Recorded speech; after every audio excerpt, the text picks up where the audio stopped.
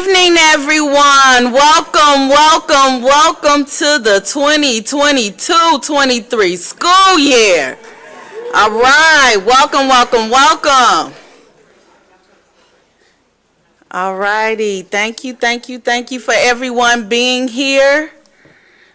I'm gonna allow my board to come on up, and you guys can remain standing as we all will stand for the Pledge of Allegiance.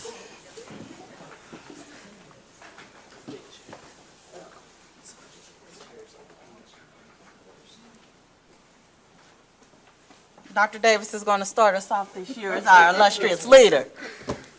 I pledge allegiance to the flag of the United States of America and to the republic for which it stands, one nation, under God, indivisible, with liberty and justice for all.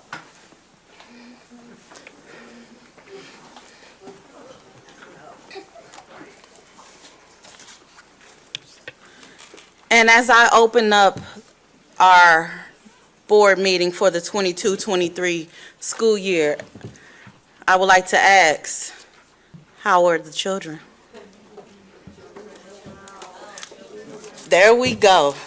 So just know, I will be asking that periodically in regards to how are the children. All right. I will ask all our board members to please remember our norms. And as this is our first board meeting of the school year, I will go over the norms. So, as a board, we pledge to do our best. Remember that all children are our why, that we be present and prepared to participate, that we exercise equity of voice and respect our time, that we speak our views without fear or judgment and retaliation, and we think before we speak. We assume goodwill, listen for understanding, and seek clarity. Under the provisions of the Public Meetings Law of the State of Missouri, the board must adopt by roll call vote an agenda that includes the time, date, place, and tentative agenda for the meeting. A copy of that notice and the agenda for this meeting was posted on Tuesday, August 9th, 2022 at the Administration Center, 8855 Dunn Road, Hazelwood, Missouri.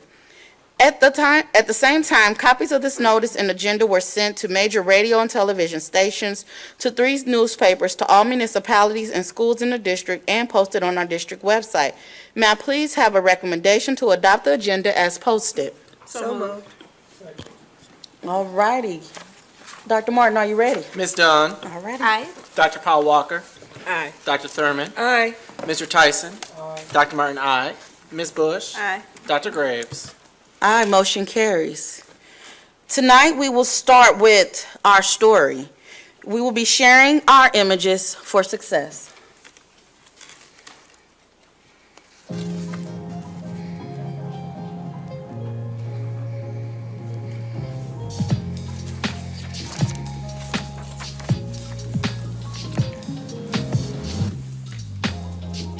Shared images of success highlight success stories from all around the Ferguson-Florissant School District.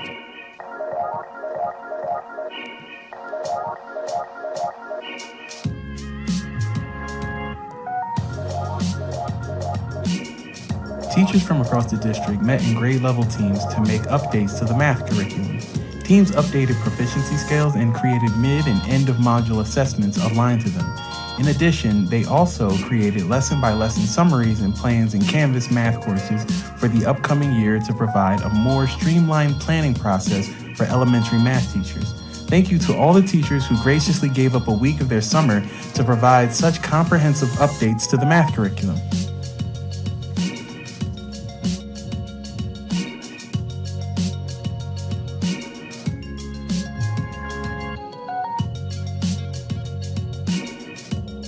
Together, the Plumbers and Pipe Fitters Local 562, Mechanical Contractors Association, and Plumbing Industry Council partnered with Ferguson Middle School Counselor Mrs. Watson to bring school supplies to our students and families at Berkeley Intermediate School and Ferguson Middle School.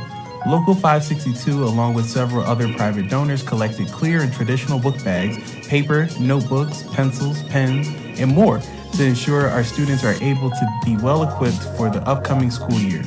School staff met to receive the items from Local 562. Additionally, invited to the drop-off were Ella Jones, the mayor of Ferguson, Babatunde Dembo, the mayor of Berkeley, and Rachel Prouty, Missouri House Representative for District 073.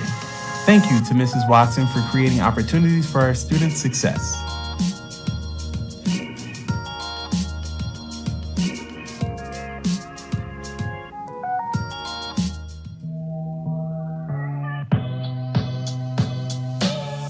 Ferguson Florissant School District elementary teachers Sandy Bowers of Robinwood and Chelsea Hurth of Combs joined 60-plus area educators for a day-long professional development opportunity at Washington University in St. Louis to support its area science teachers who use the MySci curriculum and resources to engage students with hands-on science learning. The MySci curriculum is an innovative program developed by the Institute for School Partnership at Washington University in St. Louis, or ISP.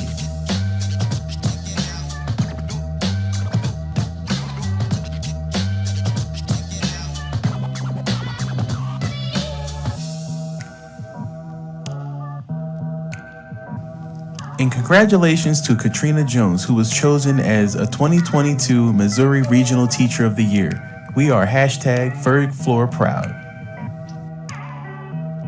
For more images of success, follow us on social media at Ferg Floor Schools.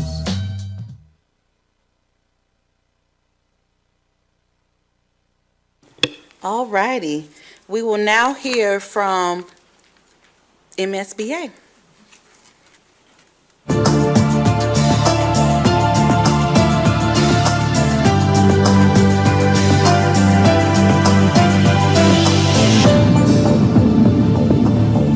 Hello, everyone, and welcome to the Missouri School Boards Association's Board Report for the month of August. We thank you for the opportunity to share some news and information during a few minutes of your board meeting. We begin with a look at the opening of a new school year in Missouri. Our public schools will start the new year this month with great anticipation, but in an environment that continues to be challenging. Among those challenges are COVID-19 remaining with us, school districts throughout the state facing serious issues with teacher recruitment and retention, and many students dealing with mental health issues. Yet school boards, administrators, and teachers continue to do the work of educating the 900,000 students in Missouri's public schools. The National Superintendent of the Year, Missouri's own Dr. Curtis Kane, told board members and administrators attending MSBA's Igniting Great Ideas Summit, the work may be grueling at times, but it's worth it. He also said in the current environment, it's critical that board members and administrators continue to tell the story of public education. And others are filling the void in terms of the narrative, in terms of the story of what we are doing. We have to get back to our road shows, addressing multiple audiences, getting out on the road, pressing flesh with handshakes, talking to people, sharing factual stories in terms of what's happening within our schools. Not the stuff that people hear on cable news, what's actually happening in our schools, and amplifying what already exists. Kane also said it's always important to keep kids at the center of all decision-making. Dr. Kane serves as superintendent in the Rockwood School District in suburban St. Louis. That theme of focusing on what's best for all kids was echoed by MSBA Executive Director Melissa Randall during her remarks to the recent MSBA Delegate Assembly. You stayed laser focused on what you need to do for your children and for our children. Those 900,000 students belong to all of us, and we have an equal moral and ethical obligation to make sure that when they finish their education system here in Missouri, they are prepared for their futures. Randall thanked board members for their service during some of the most challenging times they've ever faced. The state work group charged with studying what's known as competency-based learning has completed its work and issued its recommendations to the State Board of Education. The idea is that students should advance in their education based on their mastery of skills and expectations, not based on seat time. One of the co-facilitators of the group, Dr. Mike Fulton, presented a session on the issue during MSBA's recent Igniting Great Ideas Summit, and he described the competency-based learning approach. Public schools exist for a reason. It's to provide access for every child in our state to a great education that gets them ready for their future. Competency-based learning is not a program. It's a mindset that you use to solve complex problems that empower students to take control of their lives and be college, career, and workforce ready in ways that are customized to them. The recommendations of the Success Ready Students Work Group include designing a competency-based assessment system for students, designing a competency-based accreditation system for school districts, and expanding business-to-education partnerships. Nominations are open for the Carter D. Ward Excellence in Advocacy Award. The award, named for MSBA's former executive director, is presented each year to a local board member who excels at advocating for public education. Nominations for the award, which will be presented at next year's legislative forum, are being accepted through August 31st. There's still time to submit proposed changes to MSBA's advocacy positions. Those position statements express to legislators, policymakers, the public, and the media where MSBA stands on issues like school board elections, charter school expansion, vouchers, and many others. Delegates will vote on proposed changes at the Fall Delegate Assembly this November in Kansas City. The deadline to submit new or revised position statements is August 31st. Join us in Kansas City at the Kansas City Convention Center November 3rd through the 5th for MSBA's annual conference in cooperation with the Missouri Association of School Administrators. This year's conference will include 3 general sessions, including keynote speaker Olympian Jackie Joyner-Kersee, more than 90 concurrent sessions, a one-day education expo, and much more. Registration information is available on the MSBA website. You can also register to attend the 2022 Midwest School Safety Summit to be held November 2nd and 3rd in Kansas City. This event is designed to provide information for those who govern and work in K-12 schools, colleges, and universities, as well as law enforcement officials and others working with MSBA member districts. The Midwest School Safety Summit is presented by MSBA's Center for Education Safety and the Safe and Sound Schools organization. That's it for this month's edition of the MSBA Board Report. Thanks for allowing us to have some time at your board meeting, and so long from Columbia.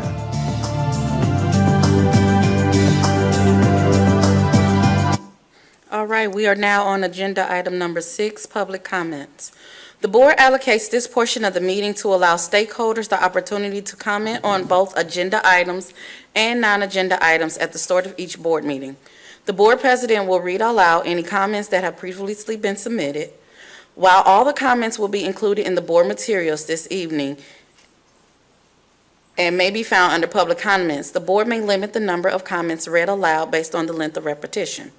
Prior to the public comment period, in-person participants are asked to fill out a comment card with the name, address, phone number, email address, and topic to be discussed, and will be allowed up to 3 minutes to speak. Members of the audience who wish to speak to the board are requested to speak from the podium, identify themselves in keeping with District Policies 4054, 4059, and personnel law, should refrain from making negative comments that are personally identifiable. While the board will not directly respond to speakers during the public comment period, the board president may make clarifying remarks at the end of the comment session to correct any misstatement of facts. Responses to public comments can be found in the meetings and agenda section of the district website within 14 days of the meeting. We have our first public comment by Jennifer Stevens, who will be talking about reading intervention in Ferguson, Florissant.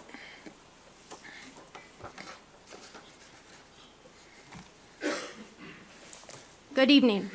My name is Jennifer Stevens. This is my 26th year as a teacher in the district. 24 of those years were spent as an ELA or reading teacher at Ferguson Middle School. And last year I had the privilege of serving the children of Griffith as their reading specialist. I've lived in Ferguson for 24 years and am a lifelong resident of North County.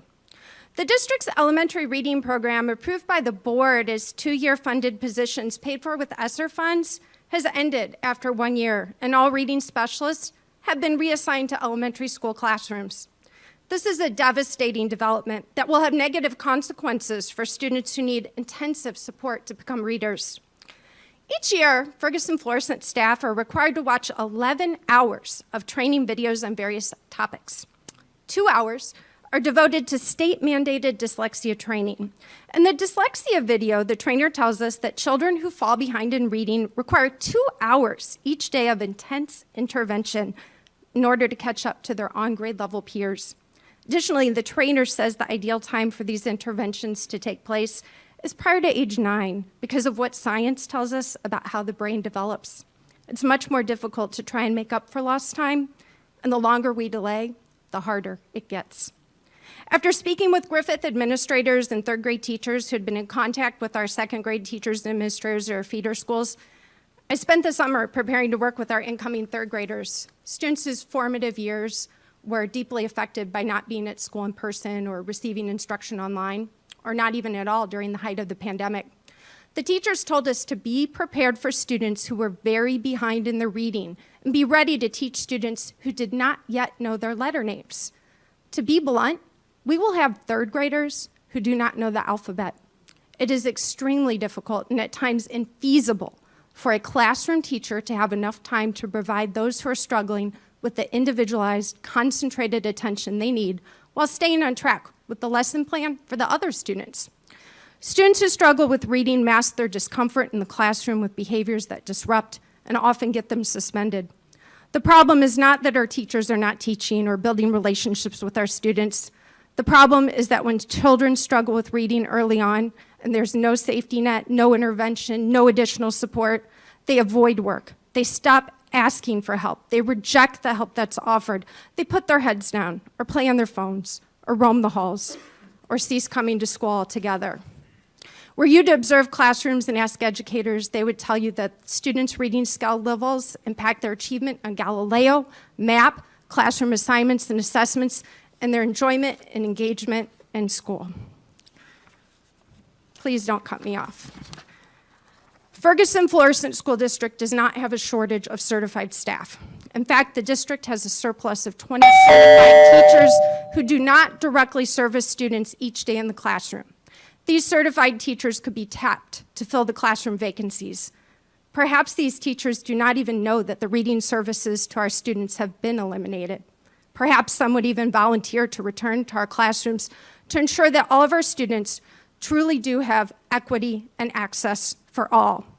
We are hardly alone when it comes to America's child literacy crisis, but I request that this board commit itself anew to doing everything it possibly can to remedy it for our students. Thank you. Thank you so much, Ms. Stevens. We will now have Trevor French, I believe that says, for suspensions at McClure.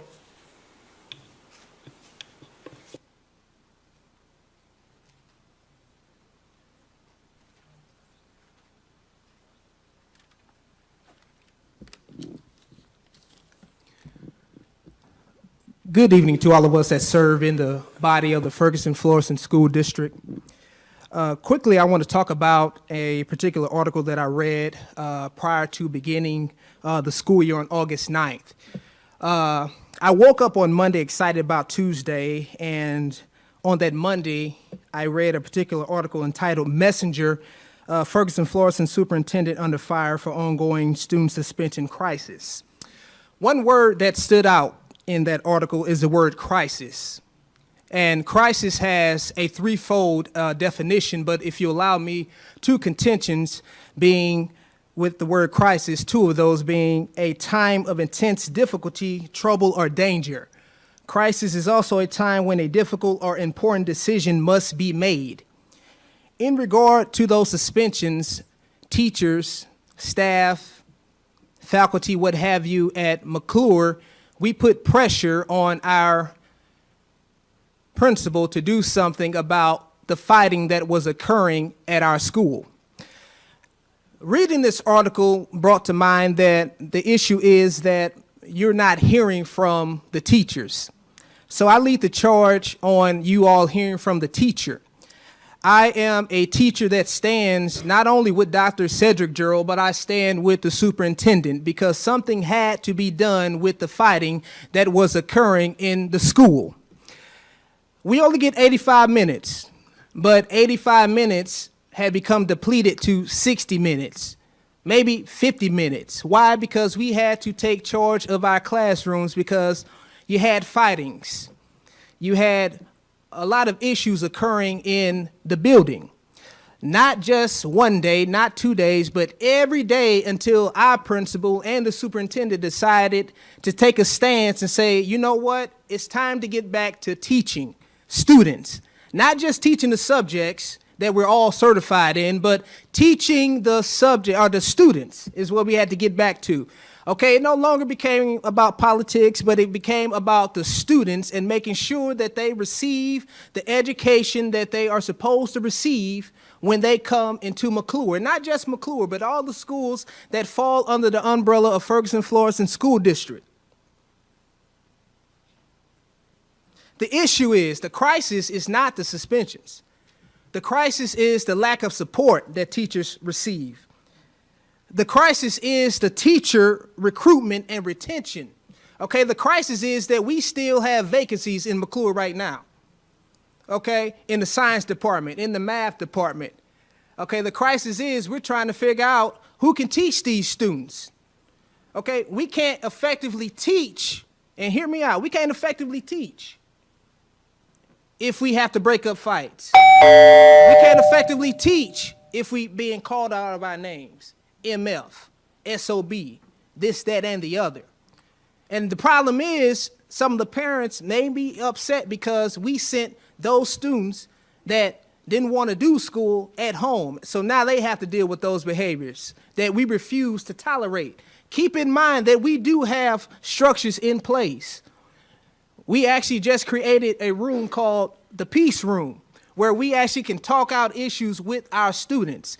See, until you get to the point of suspension, we've already gone through A through Z, okay? We believe in classroom management at McClure, which means that we've done everything that we can do to keep you in the classroom. We put up with behaviors that deserve a referral, but we don't even give them a referral. Why? Because we want you to be in the classroom. But the moment that you show us that you can't do what we asked you to do, and we've asked you 1, 2, 3, 4, 5, 6, 7, 8, 9, 10, 11, 12, 13 to the 10th power times to act in our classroom, then yes, you have to go. So I stand here. My name is Trevor French. This is my 3rd year. I just received my EDS. I have proud black men around me, that being the superintendent, a black male. Dr. Cedric Gerald, my principal, a black male, an excellent example. He supports us, and he goes above and beyond. The things that you don't see or don't hear, he does quietly to ensure that we can teach. I appreciate what Dr. Davis is doing. And if no one else stands behind him, I, Trevor French, stand behind Dr. Davis. I, Trevor French, stand behind Cedric Gerald. Okay, he's not standing alone. Why? Because I believe in teaching, not the subject, but teaching the students. Thank you so much, Mr. French. Thank Dr. Davis, just going back real quick, who will get in touch with Ms. Stevens?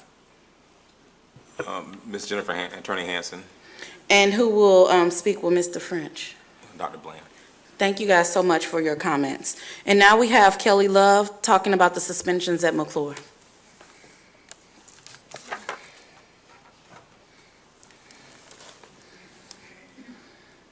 Good evening. My name is Kelly Love, and I am a math teacher at McClure High School. This is my 28th year teaching, and this will be my 4th year at McClure. And I'm happy as a clam there. We are learning like crazy. The suspensions, and I'm not the speaker that Mr. French is, so don't worry. 2:42, I'll be out of here way before that. If I had math, it'd be a completely different story, but the suspensions, I agree with every word Mr. French said, every single word. We as teachers were looking at Dr. Gerald like, how come these children aren't getting suspended?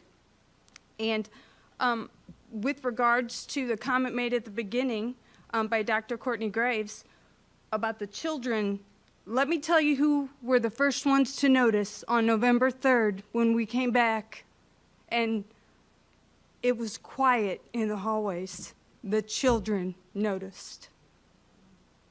They said, we can actually learn now. I said, oh, wait a minute, you've been learning in here regardless of what's going on out there. It made a huge difference for the kids, for our kids, it made a difference. McClure was not what was portrayed on TV, on the news. I'm a little confused about the data because it said 2021 school year, and you know I like numbers. I got to go fast because I said I'd be done. But we were in COVID then, right? I mean, not that we're not still in it, but I assume they meant 21-22 school year because we were only in school for one quarter and there weren't many children there. I'm confused by that. But anyway, with regards to the suspensions, my friends would call me and say, I'm worried about you. I said, it is not what it looks like.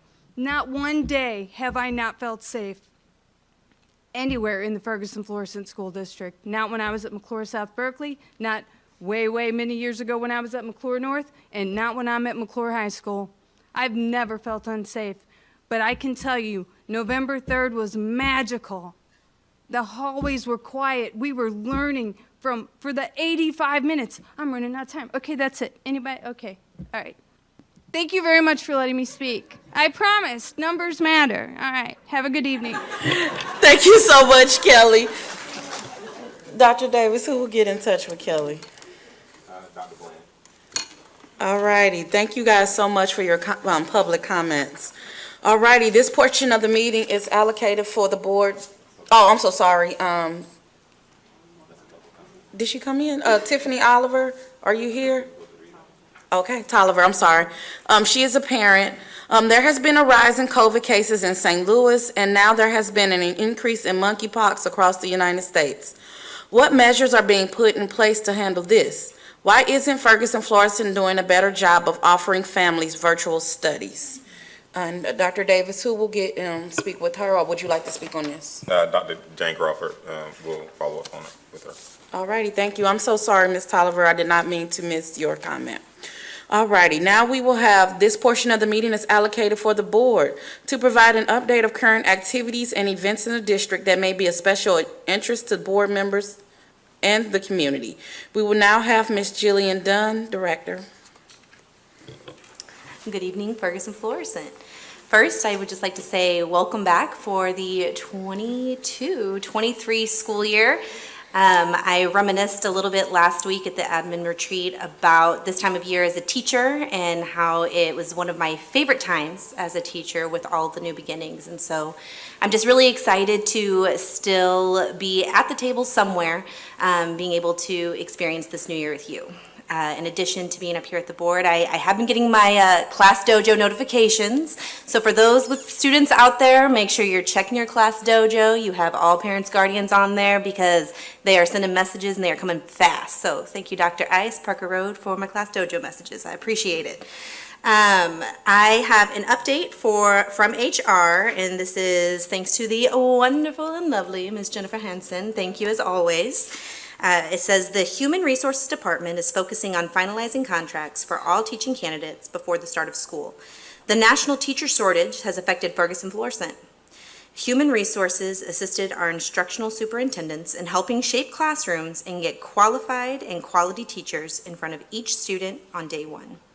Next, HR will focus on the supporting workforce, including transportation, maintenance, food service, and office professionals who ensure that the infrastructure of our district is strong and supports teachers. Finally, with the arrival of our new HR manager next week, we will be ready to delve into the process of making our departmental systems strong so that we can properly align our work to the focus of our strategic plan, which is equity. And so again, thank you, Jennifer Hansen, for that report. It is very appreciated. I had one more comment that I wanted to make. I just wanted to say thank you to Dr. Graves for starting off tonight with telling our story. I know that it was kind of mentioned In the MSBA report with the superintendent of the year, he really talked about that in his speech, and even in our own ANET presentation we had, we learned how important it is to tell our story, because if we don't tell our story, someone else will. So thank you for that reminder here at the beginning tonight. No problem. All right. We will now have Dr. Donna Paulette Thurman. Good evening, everyone, and I too want to welcome you to the 22-23 school year. As a retired principal, I can remember the fun it was to get the school year started, but it's so exciting to see the little faces as they would come into the buildings, and then also to maybe, because I was an elementary school principal, to turn those little kindergarten teacher or parents away as they were trying to hold on to their kindergartners. But anyway, I reminisce. But I do want to say welcome to all of you and to all of our teachers and administrators, custodians, everyone. My part of the strategic plan is decorum and quality schools. And I want to say welcome to Dr. Jane Crawford, who is going to be partnering, we will be partnering together at the beginning of the school year. And so I don't have a report this month, but I'm sure we will have one at the next board meeting. So again, welcome, and that is my report for today. Thank you so much, Dr. Thurman. We will now have Mr. Terry Tyson. Welcome, everyone, and I too would like to welcome you to the 2022-2023 school year. We're getting ready for you. I'm with the operations and technology, and we're getting ready for the 22nd. We're finishing up all of our summer projects, which was over 40. The grounds are being prepared. We're doing all of our spring cleaning, our summer cleaning. We're moving staff, delivering the boxes to the teachers as needed. And again, we're getting ready. We're getting it cleaned and ready for all of the babies and our teachers to get back into our schools. And I have nothing from technology. All right, we will now have Dr. Sheila Paul Walker. Good evening, everybody.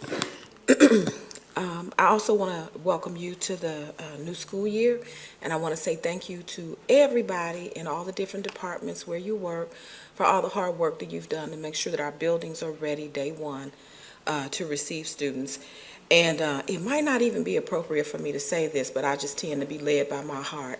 I want to say that I really appreciated the passionate and courageous comments from the two teachers from McClure.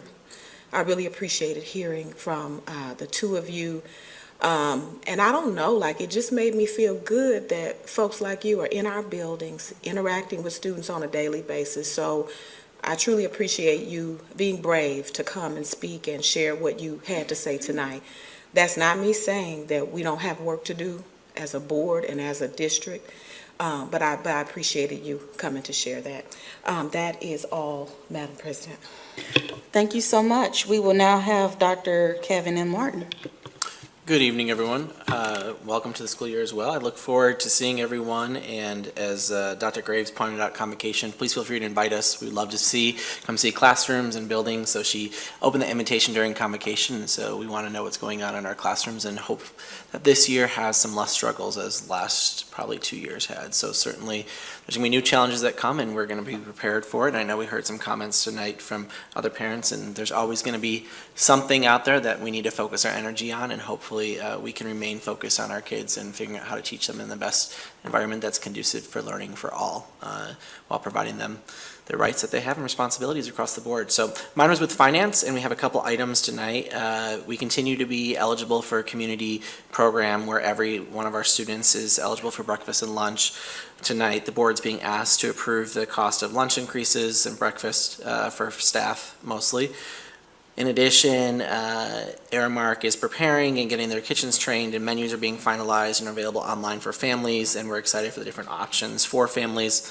And lastly, tonight the board is being asked and will receive a presentation on our medical benefits which is quite lengthy. So if you do not have a chance, I really encourage you to dive into some of the data about health trends. I'm sure those of you who have people in other sectors, health costs are continuing to rise, and figuring out how we can best service and making sure our employees are well, and figuring out how we can best support them, and thinking through while also addressing the true cost. And we'll see, in reality, our costs are going up almost 18% this next year alone for 1%. That's the district's cost of 18%. That's not employees, but certainly something we have to monitor is benefits is our second largest piece of the pie of our finances. So thank you, Madam President. Thank you so much, Dr. Martin. We will now have Ms. Tiffany Bush. Hi, good evening. I am super excited about everybody that's here this evening. Thanks for coming out. And again, welcome to the 2022-2023 school year. The school board, we are fired up. We're ready to get busy. So with that, we've got a few things going on. We've got our back to school fair and festival is coming up this Saturday on the 13th from 10 to 1. So parents, guardians, granddad, grandma, if you have a student in our district, this is a really good opportunity to come out, have some fun with the kiddos, get the resources you need. We've got some community resources that'll be there to help prepare our parents and our guardians for the upcoming school year. We're gonna have a DJ booth, a photo booth. Let's see, what else? We got inflatables, prizes, games, vaccines, activities, school supplies while they last, and food. Okay, and they're gonna have a Dunkin' booth. I wanna know who's gonna be in that booth. Who's gonna be in the booth? Terry, I thought you sent the email and said you was going. Somebody gonna be in that booth. I wanna come just to see who. I will actually be taking my son to Alabama A&M this weekend. All right, I guess I'll give him a pass. So that's happening this Saturday from 10 a.m. to 1 p.m. So come on now, bring the kiddos. Let's just have a little fun before the school year starts. We also have hotspot connectivity for this school year. So if you're in need of, hotspot or making sure your home is connected for your students, we've got an application on the district website. There's a little laptop here. You can click there, fill out that application so you can go ahead and get what your student needs for the upcoming school year. We want to make sure all of them have everything they need. And then the last thing we have is that we've got our welcome committees for the first day of school.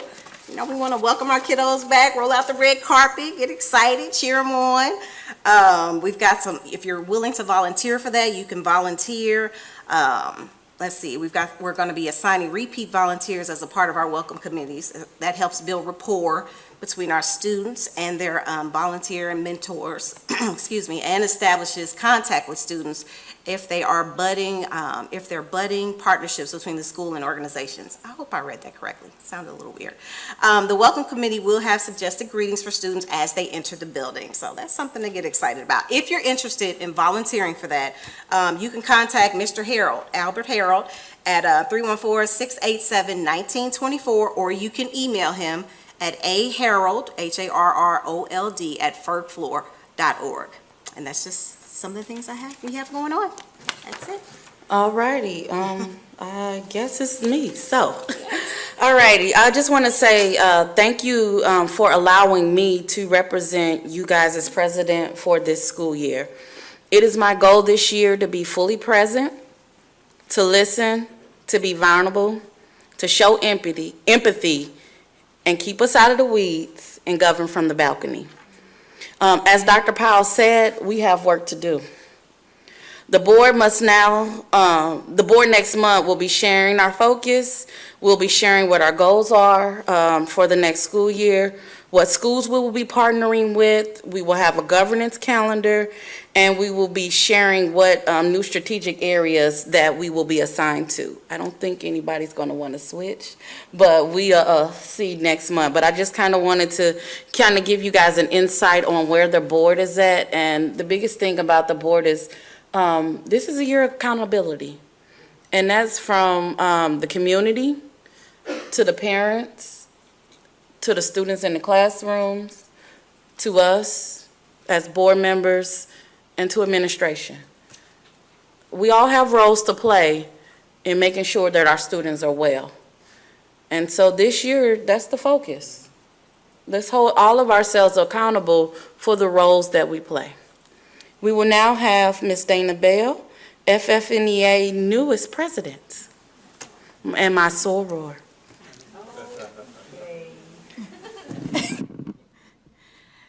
Good evening.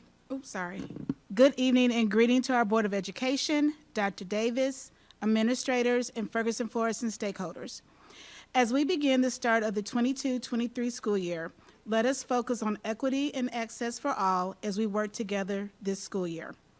Monday, August 22nd, the district will welcome students and families who have been waiting anxiously for the first day of school to begin. We must remember that the first 30 days of school are used as an opportunity to build a learning-centered community. Teachers are investing time to build a school and classroom community, practicing routines, helping students understand building-wide PBIS expectations, and introducing curriculum. Counselors and social workers are working to assist families who may need support with transitioning, completing the school enrollment process, and reassuring students and families that everything will be okay. Nurses will contact families to assist with making sure all immunizations are up to date, receive medications for students, and make sure that individualized medical plans are in place. Office professionals will be working feverishly to answer phone calls from families, receive emails from the Tyler system informing them that new students are arriving, assisting administrators, supporting teachers, and assisting families when they arrive at the buildings. Technology specialists will problem-solve technical issues with student and staff computers, assist with login and password recovery, deliver school-based Chromebooks, and finalize other important technology concerns. Facility staff will be busy answering the calls to assist with the move of teachers' personal and district materials to their new building locations, as well as completing work orders. Transportation drivers will transport students to and from schools, following new bus routes, helping students learn bus safety, and reassuring families that their sons and daughters are safe on the school bus. Cafe workers will assist students with entering PIN numbers for the first time, preparing breakfast and lunch for students, and following food safety guidelines, as well as being aware of food allergies.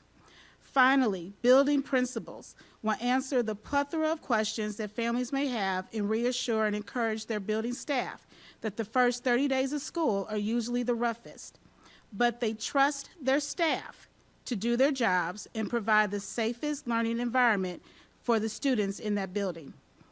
The future of our school district depends on the Board of Education, Dr. Davis, the FFNEA, administrators, staff, and the community working together to make sure that we achieve our goals.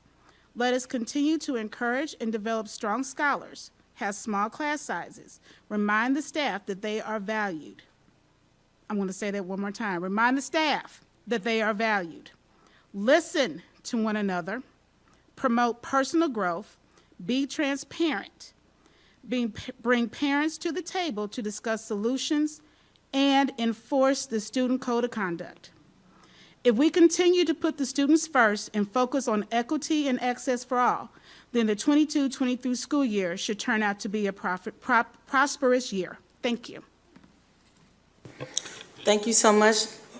Ms. Bell, can you share that with me, please, in email, what you just wrote? I would like for that to kind of be some of our guiding practices moving forward. Thank you. All right. We will now have Dr. Joseph Davis. First time you say my whole name. No. So let me start by saying thank you to everyone for being here this evening, and Happy New Year. It's absolutely going to be an amazing year. I am confident with the work that has been put in place to support our children and our teachers. Nothing's more important than quality education. Let me say two things to Dr. Powell Walker's point around Mr. French and Ms. Love. Thank you for your courage. I hear you, I see you. I'm grateful because, you know, it's a little personal, you know, to see somebody write about you. I've been written about lots. Y'all know that. Adversity has been a part of my Black life. But I will never make an apology for doing the right thing. And being a black man growing up in America, especially the South, and having dealt with some of the stuff I've dealt with, and for someone to say that I am creating a prison pipeline, there's nothing further from the truth. And I want to call it out. So I'm grateful to you all who stand with me to do the work, because I hear you. When you say to me in your class that you can't teach, and folks are cussing you out, I don't care how young you are, that's not right. And you're going to teach. I'm going to make sure of that. And I'm going to make sure you're safe. Because that's the second message I want to make sure you all hear, that safety is more important than anything. If my son isn't safe, I don't care about learning. I have one black son, period, and I want to make sure he's safe first and then educated well. Because the issue in this country is that black children aren't getting educated well. And some of the white babies in our community as well. No child should be left behind. And I won't ever make an apology about that. That's who I am. So I'm grateful for your courage. And just know that I might look old, but I got a lot of years left. And we're going to get this work done for our children. I can promise you that. So, off the hard stuff, and let me get to the paper. Because I love what I do, and I do it because I love it. No other reason. I'd like to share a few items as we get ready to move into our new school year with my report this evening. Equity and Access for All is our communications teams, as they did the work around creating our new strategic plan. They produced a video as a part of our rollout for the new strategic plan. We were hoping to share that video yesterday at convocation, and we had some technical difficulties, and I do deeply apologize for that. And I met with my team today, and we're going to make sure that doesn't happen again, because we want to make sure that we always present with quality. Job one. Quality is job one. But I would like to take an opportunity to show you that video. It's about a minute and a half or so. So I want to take this opportunity to share that now. Technology.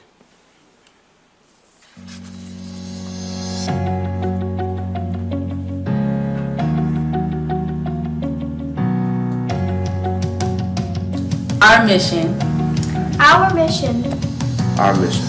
The mission of the Ferguson-Florissant School District is to provide high-quality instruction to every student in every neighborhood while prioritizing equity and compassionate relationships. Our vision. The vision of the Ferguson-Florissant School District is for all learners to graduate believing that anything is possible and preparing them to realize those possibilities. Our core values. Student-centered. We use an equity lens to focus on our policies, our actions, and our resources on students' academic, social, emotional, and physical well-being. Excellence. We have high expectations for all of our students and are relentless about providing high-quality, culturally competent teaching and resources to meet those expectations. Innovation. We ensure our students are ready for a dynamic, ever-changing world by exploring real-world issues and promoting curiosity and critical thinking to find innovative solutions. Relationships. We build relationships across our schools and community to ensure everyone feels welcomed, heard, and involved as agents of positive change to create access and opportunities for students. Equity. And access for all. Let's give our babies a round of applause. Yeah. That's why we do this. I also want to echo what has been said already about back to school. We're gearing up for a very great school year. This will be a banner year. I speak it into existence. We're excited and excited to welcome our new members to our Ferguson-Florissant family, and I'll be introducing them in just a little bit here later in this meeting. In addition to implementing our new strategic plan and anti-racism standards, our curriculum and instruction teams have spent the summer ensuring that our students and teachers have access to high-quality curriculum. Our facilities, maintenance, and custodial staff have been completing summer projects and preparing our facilities for our students to return in a safe environment on August 22nd. To Ms. Oliver's point, we are doing everything with our mitigation, and we'll be having our return to school plan up and going in just a bit here before school opens. So thank you for your comments as well. I hope everyone will come out this Saturday. We'll probably have to get a hologram and put Terry in the in the water that way. But this Saturday is our back to school fair at Steam High in McClure South Berkeley, and it's from 10 until 1. This is always a great kickoff for our new school year, and we're super excited to have it at Steam High this year. So please come out. I did my time in the booth, but I thought you were going to be there, so I might have to put on a sweatsuit or something. I don't know, because y'all know I get cold easy. But we're looking forward to the school year starting off really well, and please come out this Saturday and enjoy with our students and our families. Madam President, that is my report. All righty, thank you so much. And so the next session, this portion is allowed for the board to have a discussion regarding equity and just kind of going back in regards to what some of the things that have been said, thinking about what FFNEA just shared. So as a board, I just want you to share, and this also goes back to what we thought about doing convocation this past week, or this week, yesterday. Oh my God, time is moving. All righty. So something that Tamoya said yesterday, I just kind of want to hear from the board though. What do you envision when you think about a district that is an anti-racist district? What do you envision when you think about a district that places equity and access for all as their true north? What do you think when you think of a district that is worth striving for? And so just comment on when you, I can't tell y'all to close your eyes no more. So when you envision, just what do you see? What is your hope? What do you want to see for this school year? When you go into a school, when we're visiting a school, what do you want to see equity look like? Just share, and 2 to 3 minutes. I'll start to give y'all some time. How about that? So for me, I envision a school where students come in and they feel safe, first of all. I envision a school where students come in where they have people who they can talk to, who listen, who are checking in with them, who recognizes some of their triggers before they do. I envision a school where students are happy. Yeah. Teachers are happy. The community supports that school. I envision a school where there's love. Yeah. All right, anybody jump in? Yeah.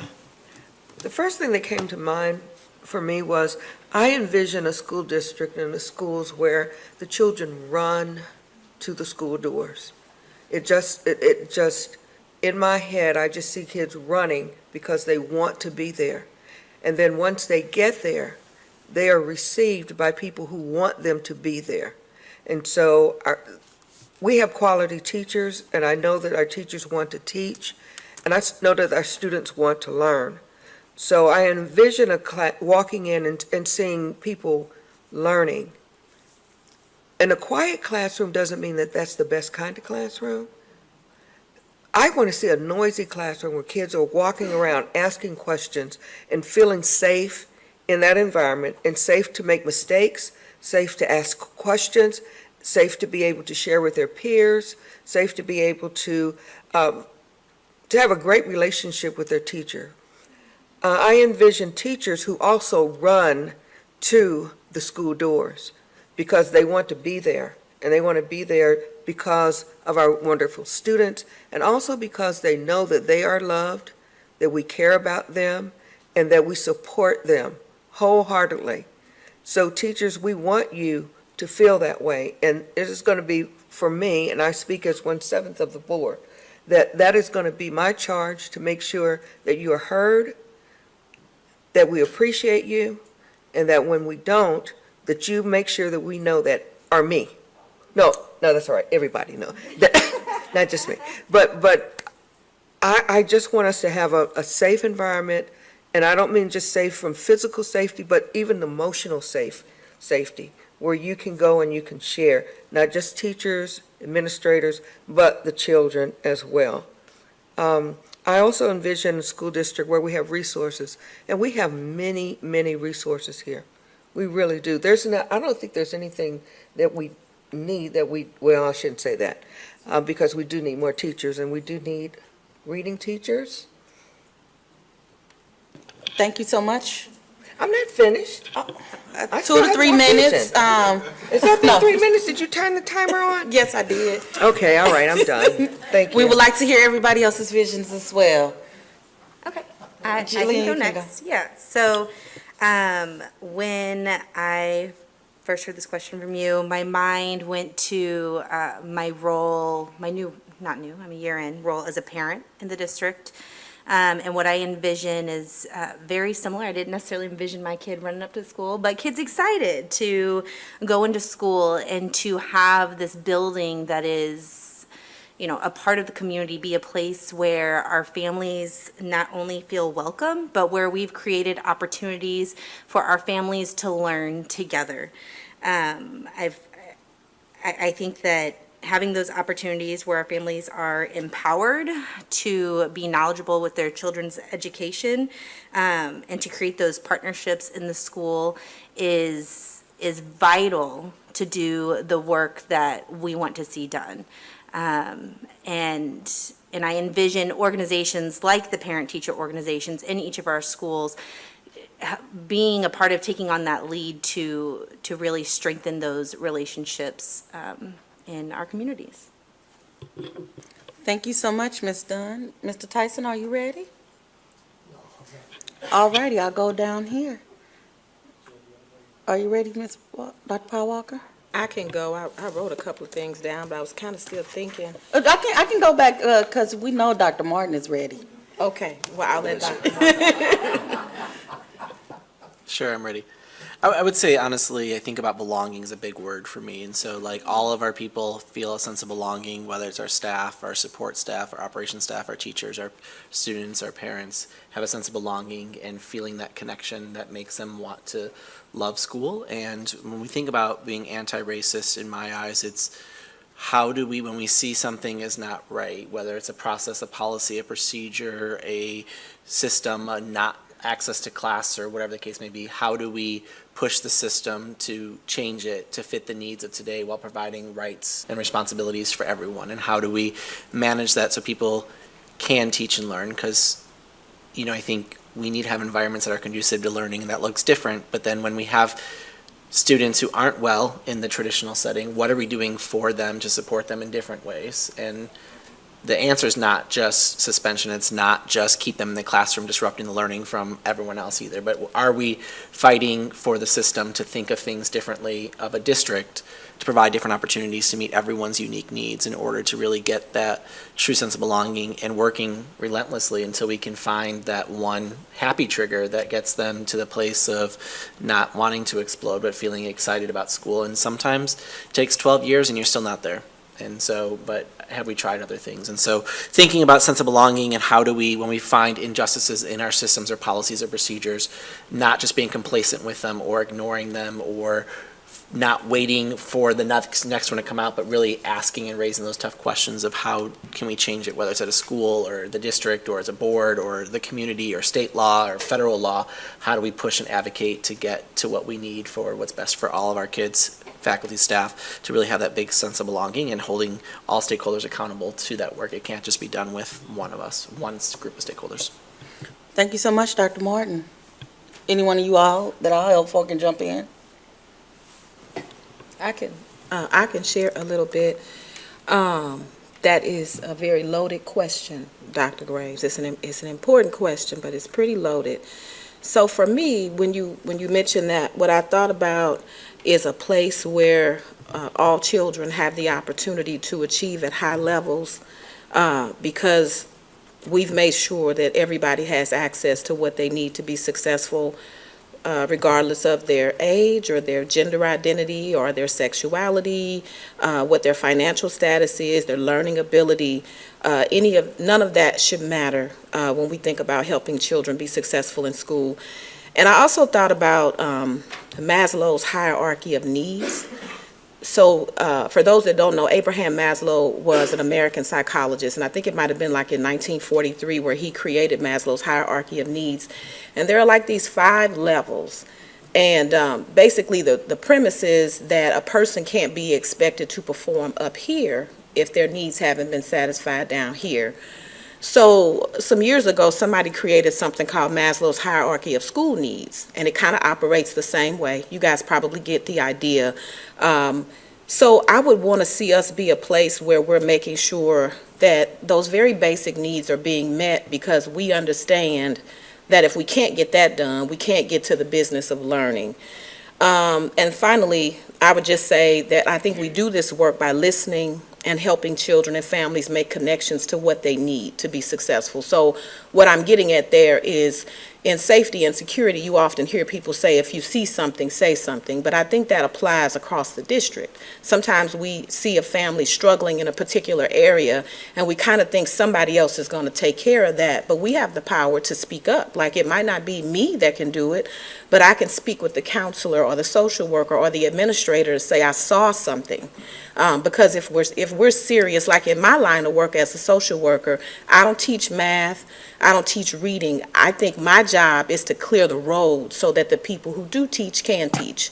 And so if we all were to sort of embrace, I think that mindset, then I think that would go a long way too. Thank you, Madam President.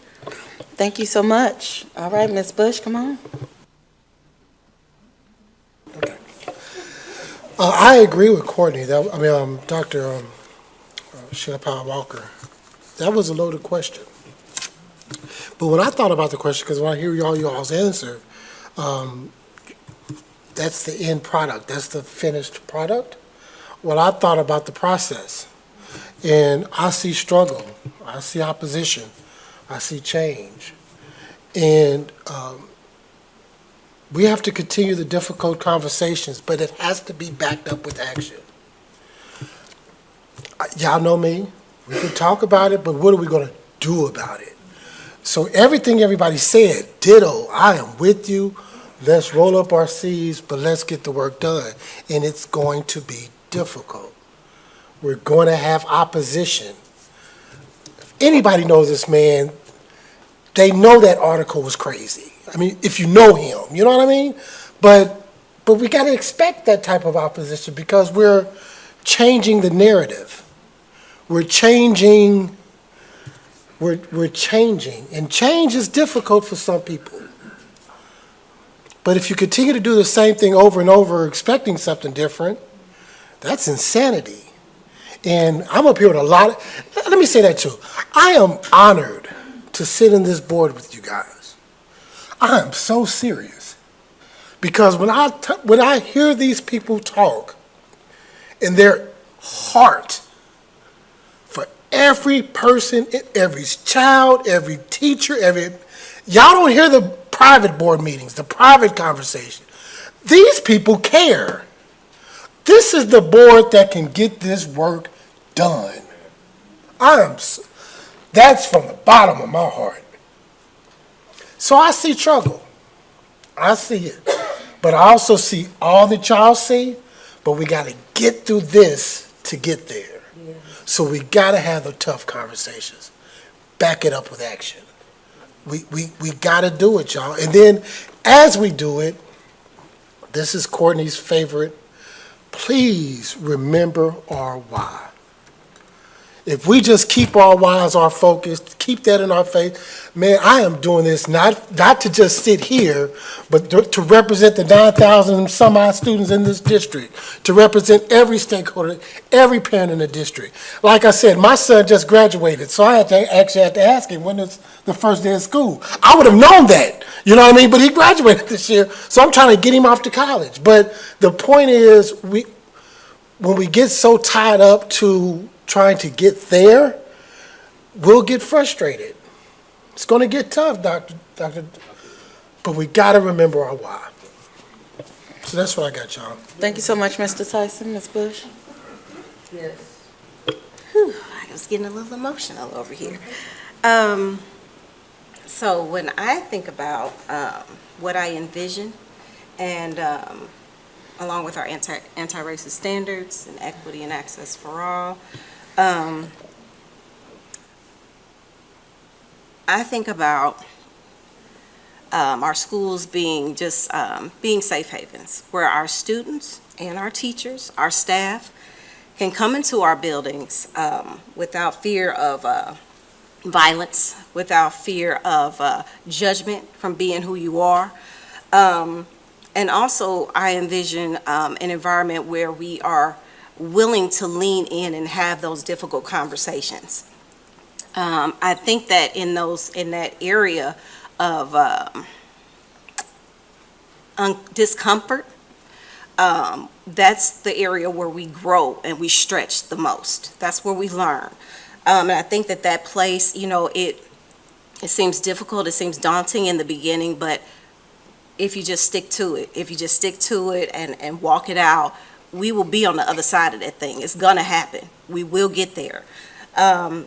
So I see that part, and I also see our schools, our buildings as places where our parents are engaged like never before.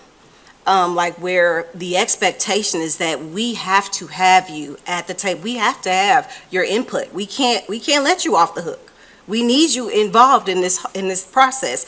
It won't work without them. We gotta have them. We gotta have them. And our students are our students just able to, be in our schools, and they feel safe, and they feel free from ridicule or judgment from being who they are.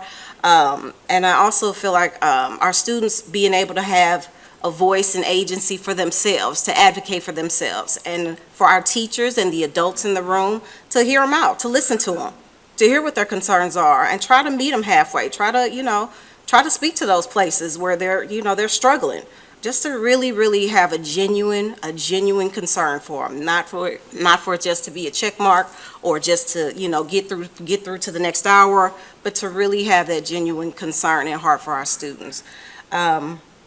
And I think, that's it. That's all I got. It's a hard question. I thank you all for envisioning a brighter day. Terry said exactly what I wanted to say in regards to the road is going to be hard. The road is going to be difficult, but this board is the board that's going to do it. And so I thank you guys for engaging in our equity conversations, definitely. And for those in the community that would like to continue conversations, we do have an equity committee that we will be resetting, refocusing, making sure that it aligns with the new strategic plan. And our first meeting will be August 23rd, Tuesday. We will do a hybrid meeting where it'll be online, but it will also be here at the administration building, and we'll be meeting at 5:30. And so we will now do the work of the board and the business. Can I please have the disbursements? Payroll teacher and non-teacher, $4,555,690.20. Operational disbursements, $3,766,871.34. Total, $8,332,561.54.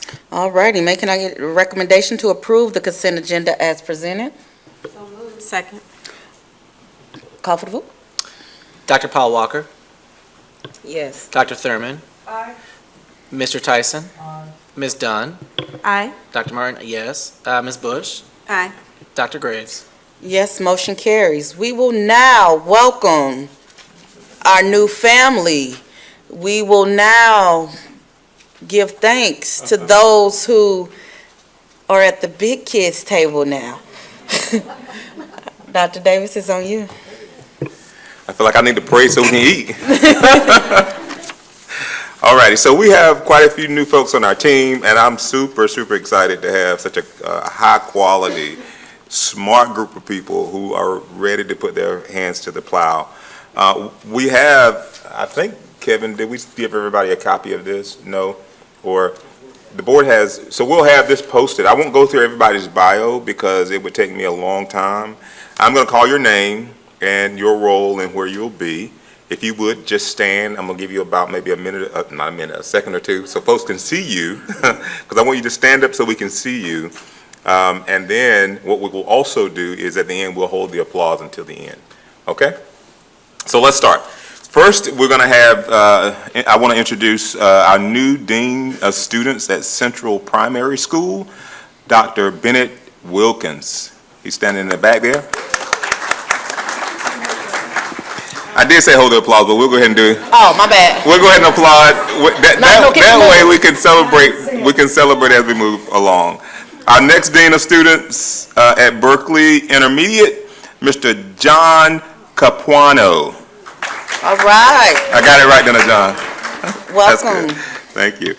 Our new assistant principal at Halls Ferry Intermediate, Dr. Pamela Burrows.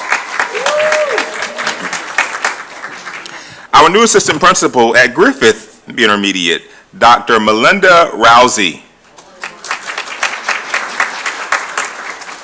Our new assistant principal at Johnson Wabash 6th Grade Center, Miss Kelly Stimmerman.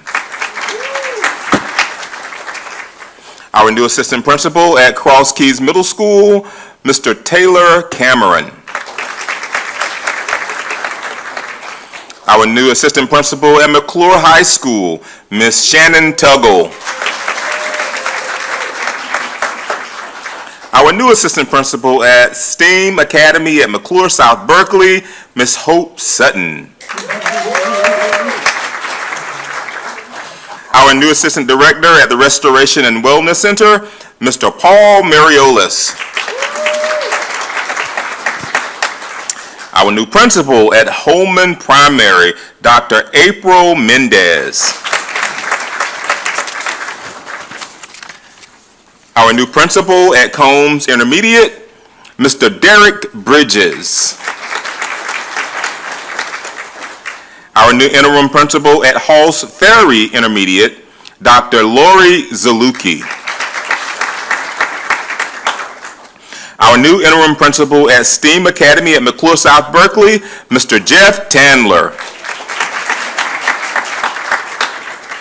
Our new secondary math coordinator for grades 6 through 12, Miss Dorothea Melinda Baker.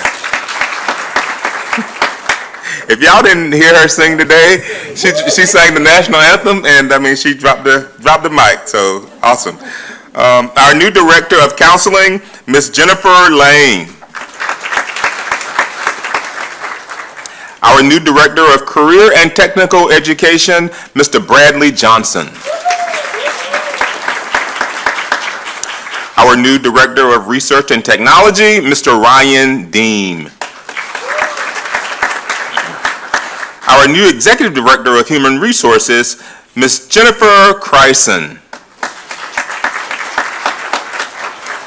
Our new assistant superintendent of support services, Dr. Jane Crawford. Our new assistant superintendent of human resource services, attorney Jennifer Hansen. And there you have it, the lineup for the 22-23 All-Star team.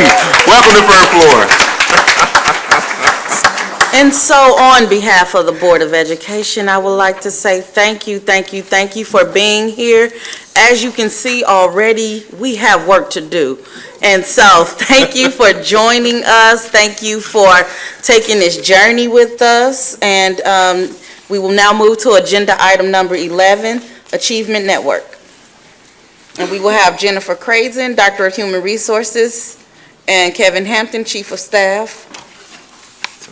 And this is for board action, and we also will have Tamoya joining us. Good evening. Good evening, board. Good evening, friends, family, countrymen, countrywomen. Let me hear you. We do have a slight change this evening. Tamoya Rose Watson and I will be presenting this item. The Ferguson-Florissant administrative team is seeking to create a culture of anti-racist schools and enact equitable practices in order to allow all students access to high-quality education. In the 2021 school year, FFSD, with the approval of the board, began working with ANET with the hopes of prioritizing and advocating for the eradication of racist and oppressive systems and structures throughout the educational landscape. This work continued in the 2021-2022 school year with the creation of the secondary school change teams, as well as the creation of the recently board-approved FFSD anti-racist standards. The 2022-2023 school year marks year 3 of their 3-year implementation. In the upcoming school year, ANET will work with district leaders to create change teams in all pre-K 6 buildings, as well as support the implementation of the anti-racist standards. At this time, the administration seeks the board approval of the ANET FFSD Professional Development for Social Justice for Anti-Racist Schools and the amount of $238,300 to be paid through ESSER 3 funds for the 2022-2023 school year. And so this evening, Tamoya is going to come and she's going to share and elaborate on those items that we just mentioned. She's going to also talk about the research that supports the work that we've seen and the work that they're doing. She's going to talk a little bit about the progress so far, and then she'll also talk about the work that is to come this coming year. So at this time, I'll hand off to Tamoya, and then we'll be able to respond to your questions. Good evening, board, cabinet, community. As a former teacher, you know I'm taking advantage of a sneaky PD moment. So I do want to talk a little bit about the foundations of our work and just really making sure that we're all on the same page of why we're doing this work, what's the research say, and how that has really influenced our approach to the work. So I want to start with that ANET's anti-racist innovation work focuses on systemic policy change, promoting liberation, love, and joy across the district. And I was really pleased to hear the board reflecting on their vision for an anti-racist organization, because it really, the words that stood out to me were belonging, love, excitement, meeting the needs, and then the reality of the struggle of this work, that it's not easy work. It's an uphill battle to dismantle systemic racism across systems, and it takes time and commitment for that work. So our work grounds in compassion, and as we define compassion, it's to suffer alongside with the intent of alleviating the suffering of others. And so we feel it when we suffer alongside, as we're listening to the stories of inequities and working to get to the root of those stories, enable to dismantle forms, systems, policies, processes that are barriers for our students. We define anti-racism towards educational equity as an active process of identifying and eliminating racism by changing systems, organizational structures, policies, practices, and attitudes, actively working to understand, explain, and solve racial inequities and injustice. A few headlines from a mega study on anti-racism within K-12 schools, and this is like the foundation of the research, says that subtle forms of racism. So students and communities are dealing with a new racism, a more covert and hidden racism than in the past, because it's normalized and it's hidden under the guise of multiculturalism, colorblindness, and everyday individualized interpretations of policy and practices. And I just want to name that our job is to sharpen our critique of normative systems. When I'm thinking about media and the way and the use of phrases that have developed out of anti-racism work, used back at weaponized to stop anti-racism work, and for those who don't have that sharpened awareness, can be very tricky. So subtle forms of racism Just as a community, I'm asking you to be aware, and that we are aware we're sharpening our critique of that, and it's playing out in the media to stop our students from experiencing equitable instruction. So just be aware that that is a trend, and it's backed by research. Racism can be named. So until we concretely name racism as a problem, we'll be challenged to resolve the glaring racial disparities of our educational system. This racism blames students and takes schools off the hook. It's content that dominant rhetoric blames students of color and their families for the lack of academic success, promoting a shift in their behaviors as solutions rather than suggesting shifts to structures and policies that systemically fail students of color. It focuses on short-term solutions, and all-out focus on the achievement gap moves us towards short-term solutions that are unlikely to address long-term underlying problems. It takes more than content. Being good at communicating content, but having no structural or social analysis of inequities has a prevalent blind spot of staff who maintain racism in K-12 schools. It impacts students' attitude towards schools. Bias in schools has a cumulative effect of diminishing, especially Black students, especially boys, enthusiasm and motivation for school. The impact is lasting and damaging. The cumulative impact of subtle manifestations of racism has a lasting, damaging impact on self-perceptions of students of color and the importance of strong student relationships. Strong adult and student relationships were associated in both the short and long term with improvements on measures such as higher student academic engagement, attendance, grades, and lower school dropout rates. With this research in mind, we also lean in on the research of Dr. Hardy out of Temple University, who speaks about the assaulted sense of self and internalized de-evaluation that happens when students face compounded racialized trauma. As many board members know, at the recent community meeting that included parents, students, community members who came together to discuss strategies to increase empowered learning environments for students. We know that we experienced together KKK symbols and the N-word were used to try to disrupt that meeting. On reflection, one family who attended that meeting with their children shared that at dinner that night, children noted that such a derailment of instruction is normative in their experience in their school.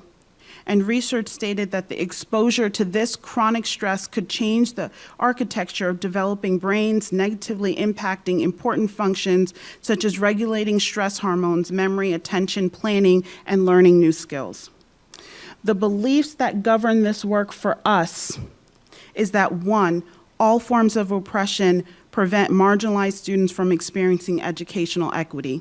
Two, racism and other forms of oppression have prevented and continue to prevent students from racialized, marginalized communities from experiencing educational equity. Three, students living in poverty, students from racially marginalized communities, students with learning differences, students with multilingual emergent are at risk for lowered expectations due to the effect of systemic oppression, white supremacy culture, and unconscious bias.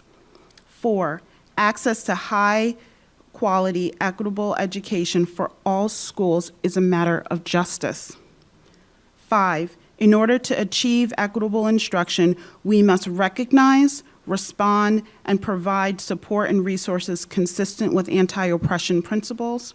And 6, when given access to standards-aligned, culturally diverse curricula and assessments paired with educators who believe in and provide consistent high-quality education, students in marginalized groups can achieve at a high level. And when I listened to the 2 teachers that came today, to me that was evidence of when the environment is right, when students are in an empowered learning environment, students learn.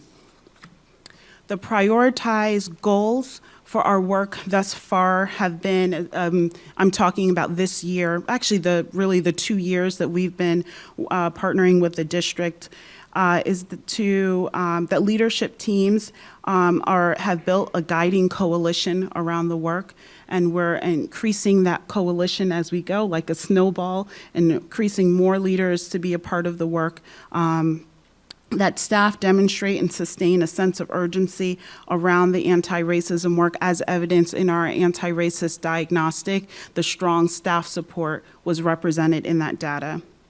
Change team members produced a set of anti-racist standards. As we know, we rolled that out this year. The board was deeply involved in that process. So were many students, many parents, many community members who developed those standards, and developed those standards through deep analysis of our anti-racist diagnostic that included 1,300 student responses in year one, 1,300 again in year two, 1,500 adult responses that included teachers, leaders, staff members, certified, non-certified staff members who participated in that work. Students have had the opportunity to voice their academic experiences as they relate to race through focus groups as well as the AR diagnostic.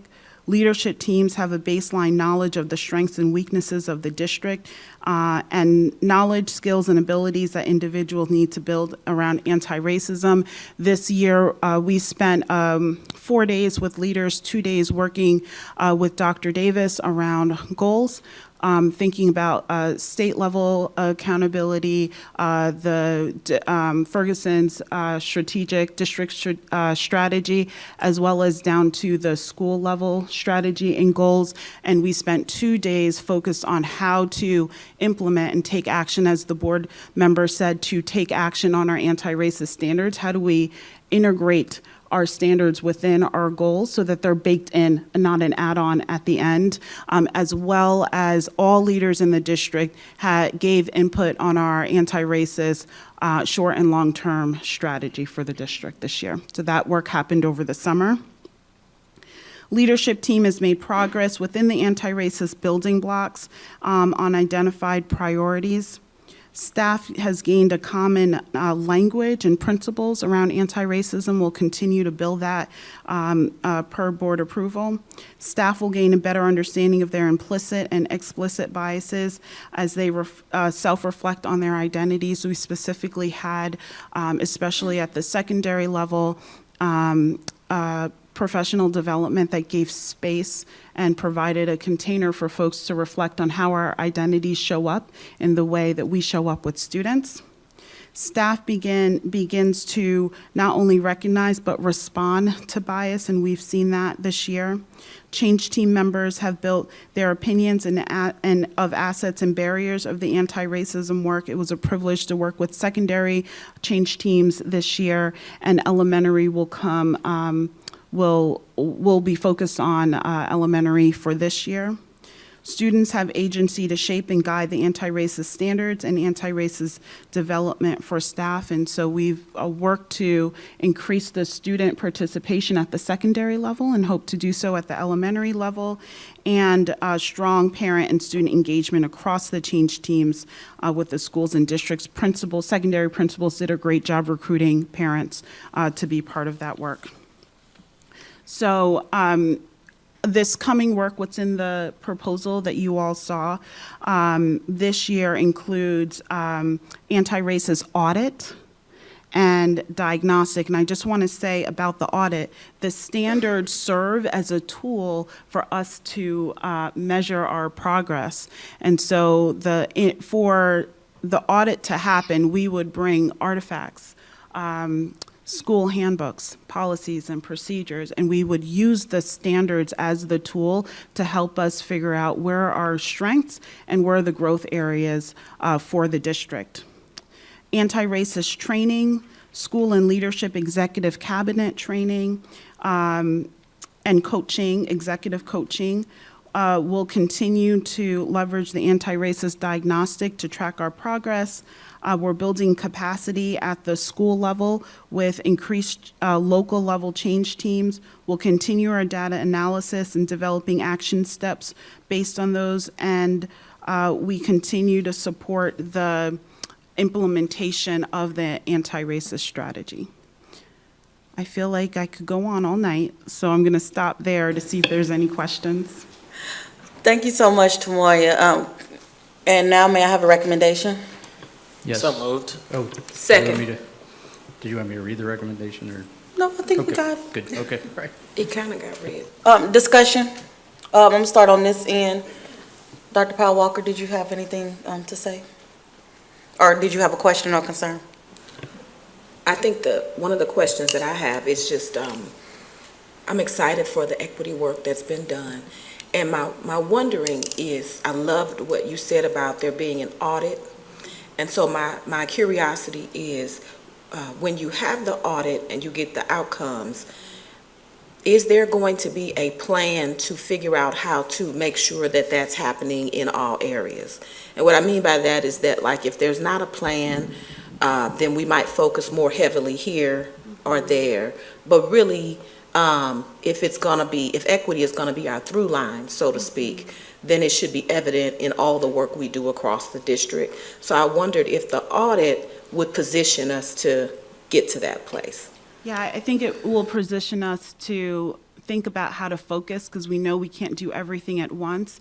But we do know that there are certain projects that are happening next year, like the revamp of policy, if that's still on the table. And because that's happening at the same time that we have our anti-racist standards rolled out and the audit, it might be an opportunity to focus and align that work together. So I think that'll help us to focus and also touch on the major areas in the district. All right, thank you. Thank you. So I have several questions, and so I appreciate, and I firmly believe, I want to say that this work is needed, and so I just have some questions. I know Dr. Powell Walker and I have had conversations about money's not always everything, right? And so sometimes we have to look at the money and what's the outcomes, and you can't put a dollar amount on some things, right? And so certainly we've spent over $500,000 almost already on this. And so I'm curious, I didn't hear much or see much in the proposal about, like, what is the impact or evidence of impact outside of surveys, either on academics or teachers feeling like they're able to have more courageous conversations or change instructional practices or things along those lines. What evidence do we have so far over the last 2 years where we spent almost $500,000 on those things of shifting mindsets, which I know takes time to do, but what do we have outside of just survey data of people saying, and I didn't necessarily, and I could have missed it, you said 1,300, 1,500, if I'm not mistaken, responses. I didn't necessarily see what they correlated to. Maybe I missed it in here, but what were they saying about that? Yeah. For question one. Excellent question. So I'm going to answer some of the headlines from the survey data. So one, students who identified as white, and others most feel that teachers go out of their way to ensure that they feel welcomed and included. Conversely, Indigenous, American Indian, Asian students who prefer not to share their racial identity disagreed most strongly with this statement. So in the survey, we were not just looking at generalized students, but really honing in on who are the students who feel less belonging within our district. Our Asian students, our American Indian students had the most discrepancies with agreeing with that comment. And around engagement, students articulate feeling unable to share their race, ethnicity, and culture in class. Students who identify as Indigenous and Asian Americans feel most unable to share their race, ethnicity, and culture. With learning, students who identified as white most strongly identify with seeing aspects of their identity and communities reflected in class learning. Students of color, especially Asian American students, believe that teachers do not include aspects of their identity and communities they live into class. And then in terms of sense of belonging, a large number of students across race did not feel like they belong. American Indian, Asian students feel the least connected to adults in their school, and a large percentage of students of color believe that adults do not talk about racial incidences between students and teachers. So those are just some of the headlines from the data. In terms of impact, I think it's been incredible. A lot of times with districts, this work sits marginalized, it's isolated. The biggest impact for me that I have seen is the integration of the anti-racist standards into the fabric of the district. And I'm thinking about our strategic planning this year. I'm thinking about the work that you've led, Kevin, around the district's strategic plan, that the anti-racist standards were foundational to the work so that they live on beyond myself, beyond the contract, even beyond Dr. Davis. They're integrated into how the district runs. I think you all are part of what I see as impact. The way that the board has spent the time to engage with the standards, are living the standards, the language of the board and the cabinet since I've been here has very much changed and aligned to anti-racist principles. That structural part of change is critical. So when we think about change, yes, we're doing, like as you mentioned, the relational part, the mindsets, the attitudes, that part takes time, but we're not waiting for that to happen. We're at the same time, we're working to change systems and policies and structures to ensure that this work sticks.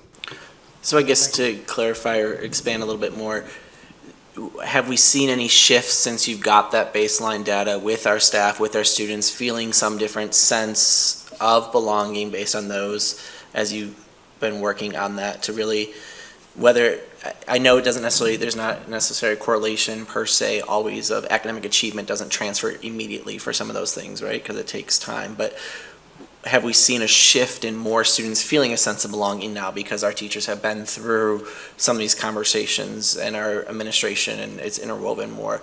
Or have we not been able to measure that yet? Or where are we seeing some type of shift from the work that we've been doing? Yeah, concretely, we have more students involved in the work. So as the In what, I'm sorry? Involved in the work, involved in leading the work. So more students involved in creating the standards, more students involved in creating the strategy, more families involved. I'll just give you, because I spoke on storytelling yesterday, I'll just give you a story that the young man who, give me his name. Sherrod, who led us yesterday in one of our breakout sessions, I asked him, is this, like, do your peers know about this work? Do they see the work behind the scenes going on? And he said, some do. Some know there's a change, but they don't quite know what it is. But then he gave me a story of an art piece that didn't represent the community well, that the students had a visceral reaction to, that he felt had racial tones to it. But he told me this story that he was able to take him and his peers along to the principal, have a conversation grounded in the anti-racist standards and create the change that they wanted to see.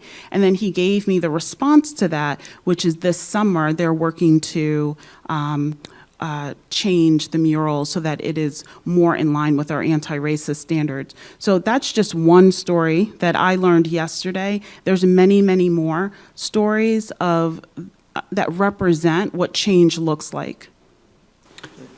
I think the other part too, perhaps that will help with some of your question there is that the work began after the board approved the anti-racist standards to create some modules, some videos, some training pieces that will be implemented. Those will be completed this fall and then implemented after the first of the year so that teachers have the tools to be able to implement the anti-racist standards. I don't know if that's kind of what you're getting at. And I appreciate that. And, you know, as someone who works with teachers frequently, maybe not in this district, but I'm not to say that's not a great idea. I don't think any other teachers wants to watch another module, especially after watching Safe Schools training and all that. They don't want to watch another one. They maybe want some live coaching. But you talked about it a little bit in the proposal that it would include some coaching and some other things. So I'm going to look at Jennifer now, who's also on here, to ensure, because I'm sure before your time, is this included in the PD calendar is always one of my questions of, are we going to get another thing coming back of like, here we're adding this now and now we need to change the PD calendar after we already focus on this? Is it built into the time, or are we going to ask teachers to give up more time of their day that we already not allocated for this work? And if you don't know the answer, Kevin will, one of you. So I can respond to that. because that question was raised among us too.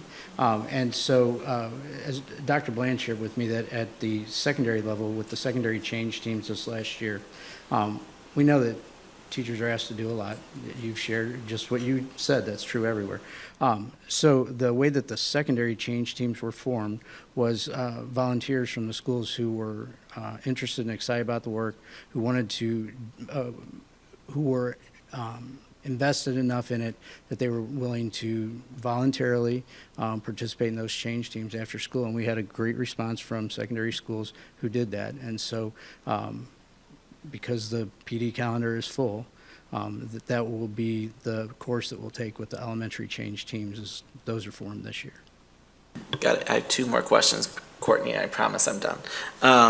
So how is this, and again, I'm trying to really get an understanding of like, how has this impacted our culture? Because I think about, as you said, when this contract's up or whatever the case, when we're all gone or whatever, how does this work continue and how has it impacted the culture? Again, money's not everything, but we spent almost $500,000. Now we're going over $750,000 if we approve this tonight. That's a lot of money to spend on a lot of other resources, and I want to make sure I'm making an educated decision that's going to benefit our teachers, which is going to translate to our children, as we talked about our why of, are there other things we could be doing to make sure this work continues? Because if ANET disappears tomorrow, will things continue, or are we going to be right back in the same spot? How does it continue, and how do we know that this is the best use of our resources, that is really being ingrained, and this is what our teachers are needing to help our kids, to help our community, to help everyone meet kind of our goals of being it and not just touching on it. So how do we kind of measure, or how do we know that this work can continue after this is over? Yeah, I can step in on that one. I think for the last 2 years, especially during COVID, we spent a lot of time with the community, largely on Zoom, galvanizing our community around these principles that we now have in front of us. And it was born out of the work of stakeholders. We did, the change team at the district level.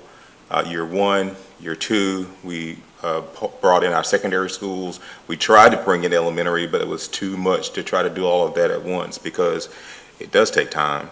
I think our secondary school folks have really taken a deep dive into helping shape these 7 standards that we have and all of the objectives within those standards. So when you really parse them out, there's about 80 plus of them, and it really goes deep around those big issues around policy, around instruction, around family and community engagement.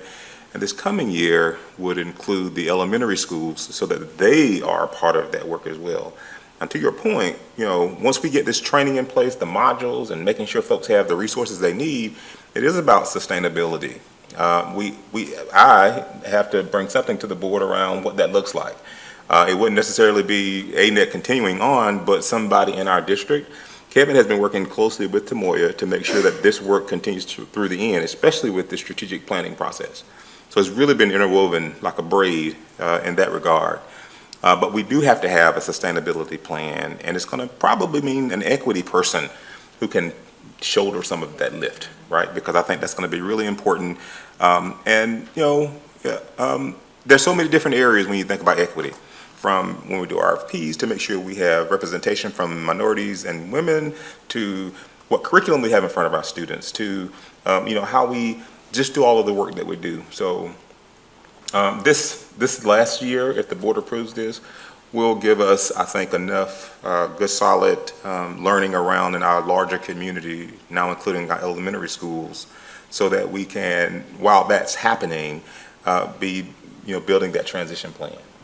Thank you. And my last question and comment, and this really will guide kind of my decision as I think through what's best for the district in my eyes as I represent the community. And certainly whatever vote I decide tonight is, I believe this work's important regardless of who's running the work. I think it's important work that we're working towards. And so based on what I hear my other colleagues ask will be how I decide to vote tonight. But in this question specifically, we move towards almost $1 million in spending at the end of next school year, and I'll exclude elementary because you're just getting started with that work. Our secondary schools will be kind of further along. What concrete things could we measure that would be different in our schools? What's something that you would say this work's contributed to change this concretely? Yeah. So our anti-racist diagnostic, we're taking that again this year, and we're looking to see what's our progress towards specifically students self-reporting their sense of belonging, their relationships with adults, students self-reporting their confidence in leadership, showing their the ability, their equity literacy skills, their ability to notice and respond to inequities within their building. For leaders and teachers, we're looking at their confidence in the work and leading the work, because this work is about building the capacity of you all on the cabinet, which is why there's individual coaching for the cabinet to build your capacity to lead this work. And so we will have more measures this year to show progress over the last 3 years of work together. So that's one. The second is our focus groups, that we continue to lead focus groups to have small group conversations with parents and families, with community members and with students to get a sense of what is the impact of the work? How do they feel the work changing culture and practices and leaderships of buildings? The other thing that I want to say is, what are the structures we're leaving you with? We're leaving you with a multi-year strategy around anti-racism that included all stakeholders' participation in developing. This year, we've also set at creating an anti-racist policy, which the board called for, and the policy puts teeth into the standards. It puts accountability around this work. And so the policy work happens, specifically the anti-racism policy work. Then there's the entire rehaul of Ferg Floor's policies across the district will be grounded in the anti-racist standards. It'll be fundamentally a new district in terms of a refocus on anti-racism at the core of the district. I think that's a great impact. Thank you so much, Ms. Bush. I mean, you answered, thanks, Kevin. You answered all my questions, thanks. Mr. Tyson? Thank you for all of your hard work. And this is a serious subject, anti-racism. As I was thinking, as a contractor, when you go to tear down a building, you don't start with the roof. You got to hit the foundation. And sadly, when we're dealing with tough subjects like racism, we do a lot of roof attacking. We start trying to take apart shingles, windows, and not getting to the foundation. Racism was invented. It's an American invention. It's something that we invented to control systems. So now this massive building has been built, constructed. How are we tearing it down? I'm sorry. When we continue to call each other black and white, we're not anti-racism. We're continuing it. Because it's those terms that's racist. It's like, how can I say I'm not an alcoholic anymore, but yet I'm still drinking? How am I against anti-racism, but yet I'm still using racist terms? You know what I mean? So, and I'm not trying to tell you how to do your job. I'm just saying, when I look at this work, when I've read things, I'm like, okay, but are we really tackling the foundation of racism in our district? And I know that's a tough bill because we also have to live in these communities, right? So, okay. Again, this is just one of those areas I'm really passionate about, because as a quote unquote, you would see a black man, yet there's European blood running through my screen. My great grandfather was European. So when I go to my family reunions, it looks like this room, right? So literally, right? So I have difficulty having these conversations with people who are 100% one side or the other, because I know I'm a mutt, if you would, right? So how do you tear down a system as big and massive and as racism in an organization when that's how that system was built in the first place, right? You got to tear it down from the foundation and continue the work. I mean, I applaud the work, because even wanting to tackle this requires, you know what I'm saying, requires some, because some people just like to keep going on the way things are, you know what I mean? No, I don't want to change nothing. Everything's okay. But those are people who are like ostriches. They live in their privilege, and they really don't see the world going on around them, right?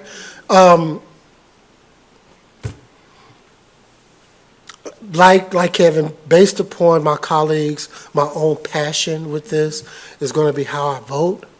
But again, this is one of those tough conversations.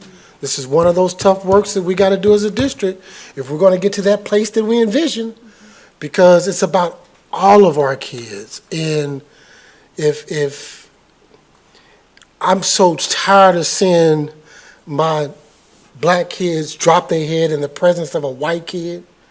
You know what I'm saying? And I'm using the terms because y'all use them, right? But that irks me, right? But how do we deal with that? They're equal. They're all Ferguson Florissant students. You know what I mean? It shouldn't be. Okay, I'm gonna get off this because I'm getting emotional. All right, thank you. So was there a question? I'm sorry, Dr. Tyson. No, because I want to tackle it from the foundation. That's the question, and I really want to see how we're. So moving forward. Because going back to what you're saying, what is the concrete? What is the evidence? What's coming from this that we can really see how this is being addressed and being tackled, and not just removing shingles, getting to the foundation to where this thing is fully destructed in this district. And I think, back to Kevin's point. That's what I'm saying. Thank you. Dr. Graves, could we just respond quickly to Mr. Tyson? So one thing, I think part of the reason why there isn't more evidence of impact yet is part of that, a big part of this work is that, like, attacking the foundation, and that's underground. That's work that's not seen above the surface, and it takes time to go in and do that work. And I think Tomoya wanted to also. I just wanted to, thank you for speaking from the heart around this work, because it's not just technical, it's relational, and it's personal. So I appreciate that. I wanted to throw out there an understanding around Cotter's change cycle. So like going back to the research around how change happens, because I think the comment around getting to the foundation and the root of inequities in our approach is actually a really important topic. So in Cotter's super quick PD moment here. In Cotter's change cycle, change theory, there's 8 steps to organizational change, and what happens is it has to happen in this particular order. You cannot skip a step, or you don't get to institutional change, if anyone's familiar with Cotter's work. It starts with creating a sense of urgency. We did that through in our first year, our all staff meetings. It's next building a collective around the work. So a league of volunteers through our change teams. The next stage of that work is creating a strategic vision. We can't do anything unless we have a unified vision around the work. And so we've spent time creating a strategic vision through the standards, through the strategy around the work. It's next enlisting a larger league of volunteers. Now that there's a clear vision with clear next steps, a larger volunteer across the organization to take on the work, take the actions that we've identified in the strategic plan. The next stage in Cotter's change theory is to enable the work by removing barriers. And we've really tasked the board to be the role of removing barriers to keep the work moving forward. And he goes on to talk about generating short-term wins, celebrating those wins, sustaining acceleration, and moving towards institutional change. And we are on our path to doing that, and not haphazardly. We are looking at research, we're looking at the nation's top thinkers around institutional change, and we're implementing that research here within this model. Thank you so much. Dr. Thurman? Yes, I just want to applaud the board for being brave enough to take on this topic, and we are passionate about it. I know that there's a lot out there where people are attacking boards for even talking about anti-racist standards, so I want to applaud the board for that. To Kevin's point, too, I am looking for evidence of impact, and I know that it does take time. The way I see this right now is that you are giving us some of the tools that we need in our toolboxes to work on improving our culture, and so I applaud you for that. One of the things that I would like to see as a board member is to see the work continue and that it doesn't drop off once we are done with ANET. And one of the things I'd like to see is to have a director of diversity and equity employed for our district, and so that they can continue to maybe consult with you or to make sure that we stay on the path. And same thing that you're thinking, what you said too, Pastor Tyson, is we do need to work on the foundation, and we build from the foundation up. Okay, so this is a foundation. We are really working hard on it. I have seen some of the work that has come out of ANET, and I'm just hoping that we will continue to build on that foundation. Thank you so much, Dr. Thurman. Jillian? So first, I just want to say thank you, and especially thank you for sharing the story of Sherrod. I had an opportunity to see him yesterday at Convocation as well. And while I'm also very much typically a numbers person, and one of my original questions from the presentation was, okay, I see this statement and the percentages of how everybody responded. What is that looking like now? That's what I was looking for at first, but as we've been having this conversation here, I think that, I mean, you said this, I'm putting your words back out there. His story is evidence that we are seeing this change at that foundational level. I think that he's a sophomore, is that correct, in high school? For him to have that bravery to go to his principals and have that conversation, to gather the students with him, to go there and have that conversation with his principal, it shows that we are doing something right in what we're doing here in the district. And so I really thank your organization for helping to create this foundation that our students are already benefiting from. Do I eventually want to see the numbers that support that? Absolutely. One of the things that I would really like to see is what comes from the audit. When I read the audit on here, I didn't quite see it as you described it today, which was really looking at our handbooks, going through that policy that we are revamping as well, as that work starts this year too, and going through those documents together, and kind of to Dr. Powell Walker's question at the beginning, what plans can come out of that so that we can continue to see progress after this 3-year term is done. That's what I would really like to see, and I think that we're going to start seeing those numbers change, and we're going to start seeing that shift as the years go on. And in your little PD session you just gave us with the Cotter's change theory, Sherrod is an example of that short-term win that we've had, and we have to keep moving, we have to accelerate forward, so that we can get to the shingles, Terry. We can get to the shingles at the top of the roof eventually. We're not going to start there, but so that we can get to those shingles. So with that being said, I am curious, something that came up, I think Dr. Davis, you said that this past year we tried to do both primary and secondary, or elementary and secondary, for this work, but it was just too much. So I'm wondering, is this something that could potentially extend into a 4th year with the number of schools? Because it is deep work and there are more schools, and we're also, I mean, you guys are professionals with this, but it's a different demographic of students. We're talking about much much younger students. Still, we need to have all of the same kind of work and conversations, but I just wonder, while we learned a lot this last year at the secondary level, and we're going to be able to take some of those pieces, are we still going to have to kind of like revamp the process of what that looks like, or could this potentially be a fourth year? Yeah, the first 3 years is policy work. It's laying down the foundations, like you all were saying. But there's some work that Dr. Davis and I did around Crown Apple and dignity work. And out of that research, the number one reasons why equity initiatives fail is because of lack of implementation support. They get all the support in setting things up, and then the support drops off, and there's no actual support in implementing the plan.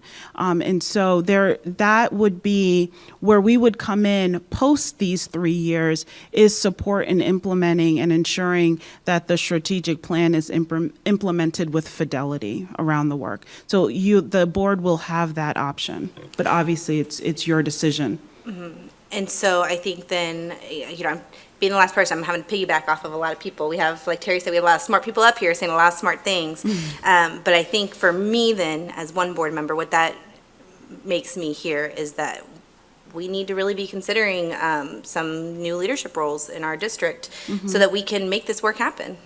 So I really thank you. I don't think that, again, I was crossing off questions and then questions over here that I had. So very thorough, and I appreciate all the work you're doing, and thank you. Thank you. So thank you so much, Tamoya, for the work that you have begun to do with our district. Thank you for also sharing Cotter's work and how change occurs. What would be helpful moving forward if the board does approve ongoing tonight would be a timeline. Basically a timeline of just understanding the rest of the process. What will also be helpful is different types of impact. So we would definitely want to see the numbers in regards to, you had some SMART goals on here. And so being able to see if there's pre and post surveys, the results from that.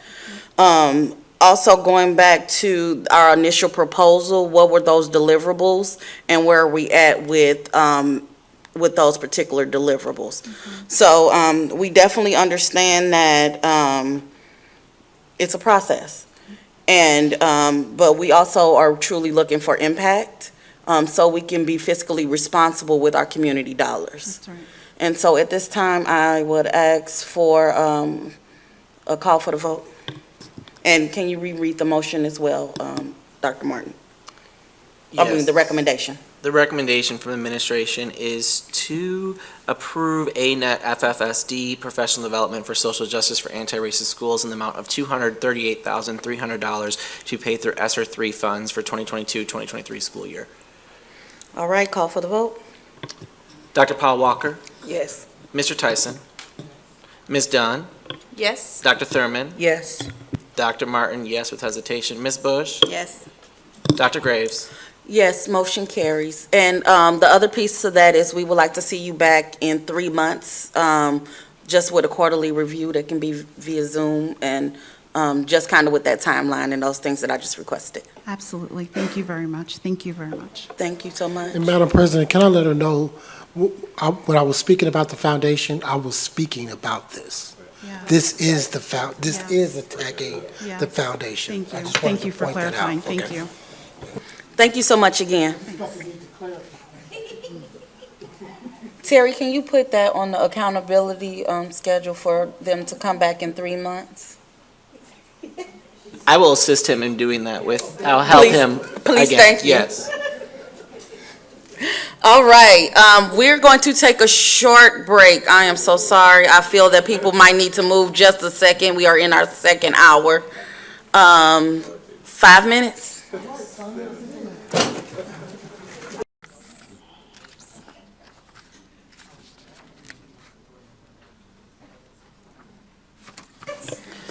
All righty, we will now be starting back. We will now have Big Picture Learning Renewal with Dr. Adrienne Bland and her crew.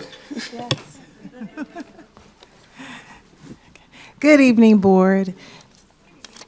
So big picture learning fits perfectly into our vision where all learners graduate believing that anything is possible and prepared to realize their possibilities. Each student at a big picture learning school, Each student at a big picture learning school is part of a smaller learning community of approximately 15 students called an advisory. Each advisory is supported and led by an advisor, a teacher who works closely with a group of students and forms personalized relationships with each advisee. Each student works closely with his or her advisor to identify interests and personalize learning. The student is at the center of learning and truly engages and is challenged. The teacher is making learning authentic and relevant. Each student also has a college readiness internship where he or she works closely with a mentor, learning in a real-world learning experience. At this time, I am going to have Dr. Sun come before us, and he is going to give us an overview of big picture learning. After that, Ms. Carves, the founding principal of Big Picture Learning, will share some information. In addition to Ms. Terrigliato, I call her Ms. T. She's an advisor at the Big Picture Learning high school. And we also have a student, Ms. Smith Hyde, and she will share her experience at the Innovation at Cool Valley High School. And if you have questions, we'll respond after. Dr. Sun. Thank you. Good evening, esteemed board members. Thank you so much for having me. Senior executive cabinet members, thank you so much for having me, and our guests. I consider myself the side dish, maybe some grilled asparagus. The main dish is coming up after me, since it is 8 o'clock and we gotta, I need some sustenance. So I'll try to be as fast as possible to give an intro of who we are as Big Picture. I find no better way than to give a description of who we are, what we do, what we value than through the story of our young people. So I'd like you to meet Damara. Damara is now an alumni to one of our schools in Philadelphia. If you take a look, there's a sign that's on her chest that she's wearing right now on a piece of paper that says, "This is my classroom."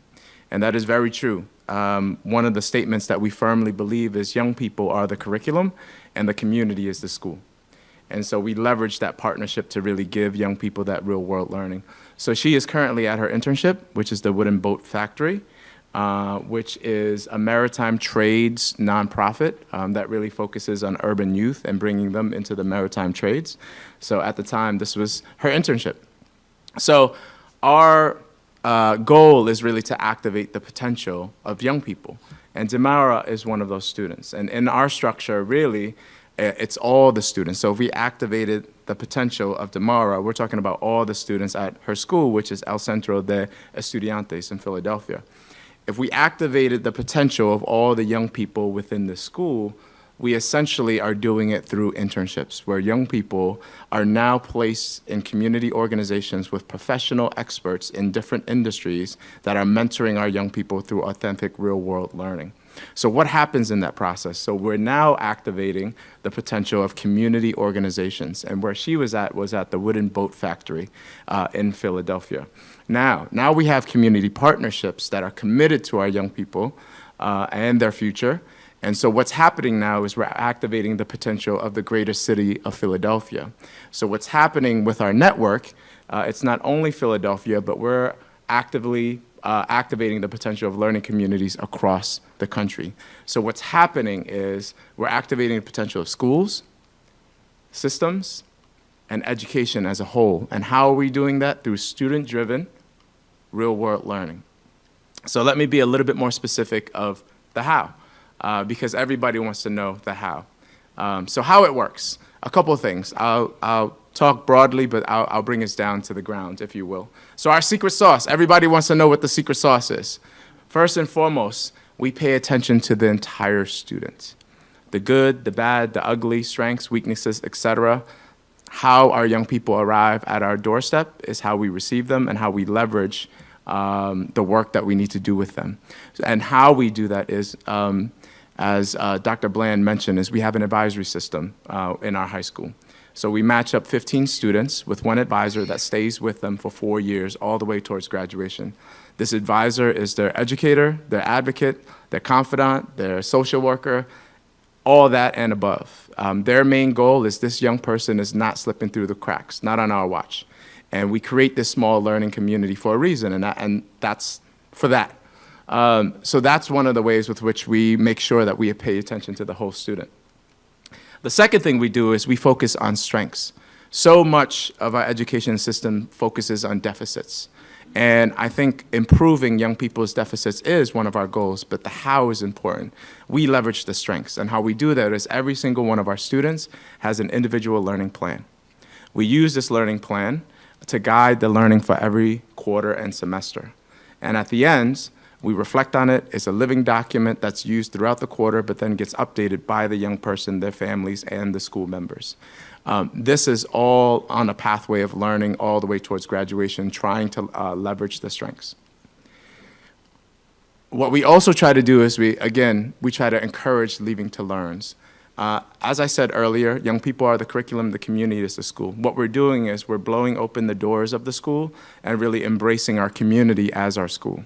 So we try to partner up with as many industry leaders as possible and leverage the professional worksite as our classrooms. And tonight you will see an example of that as one of our young ladies will share her experience from her internships and how it connects to her future and where she wants to be and what she wants to do in her community in the future.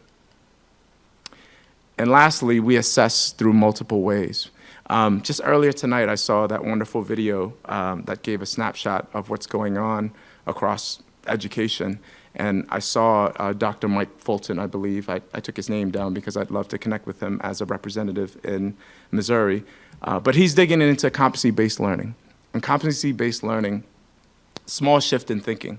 It's less about content, more about the skills that young people need to demonstrate around mastery. These skills translate through not only content and disciplines, but also through industries.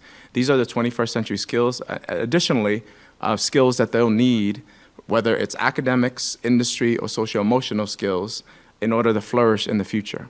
So we've got to provide platforms where, for us, it's really important for young people to demonstrate what they know. So in education, it's demonstrations of learning, presentations of learning.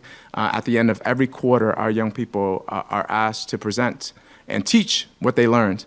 And the invitation to that are their parents, their siblings, their peers, and also their school staff members that are there, and also their mentors, to give them the critical feedback that they need to continue to learn and grow. So I have a video here. I'll just show it quickly. It's a longer video, but I'll just show a quick. This is Rihanna. She's an alumni as well. What you see there is a new instrument, a little bit similar to a traditional trombone, if you will, but this is made of PVC pipes. And you'll see that she was able to intern with a musical artist that was creating new, I guess the video is not going to show. It's not on here. So sincere apologies about that. But that, there's an instrument called the Rimba tube that she developed herself. She went with her mentor. She dove into music theory, the science of sound, and really dove into building instruments on her own, and she developed her own instrument, and I had a video, but I could send it to the board afterwards so you could take a look at it. But the point of it is creating space for young people to demonstrate mastery is a high level of demonstrating what they know. So that in the structure of our design, young people do that at the end of every quarter. So student-driven real-world learning. So what does that look like? Here's an example of Tamara at the Wooden Boat Factory in Philadelphia. She is working on the design of her own boat in the background there. Typically, we try to pair up young people individually, but also we have opportunities where groups of young people. So what you see is her advisory members there as well with her. They're all working on independent projects at their internships because that's our design. What you see there also is this is their mentor. So this is a professional expert in the maritime trades, helping our young people identify what are the industry skills that they're working through their project, and assessing in real time if they've met that professional standard or not. and giving them that critical feedback there and also at their exhibition. Who you see in the background there is their advisor. The advisor is the glue to this. The advisor is the one that's making sure that all the pieces are connecting together. The advisor is there for the academic connections to their projects and also the social-emotional learning component. So our advisors are out monthly at our internship sites supporting our students and developing the projects. So what do you see here? We engage our families when they come in to work and contribute to our individual learning plans. You see our advisors working very closely with our young people. They have their peers in their advisory system, and they also have their professional industry mentors. So what we've developed here is the student at the center, and what we like to say, one student at a time. And I think that's where we really get at the heart of the issue, when we can raise up young people one student at a time.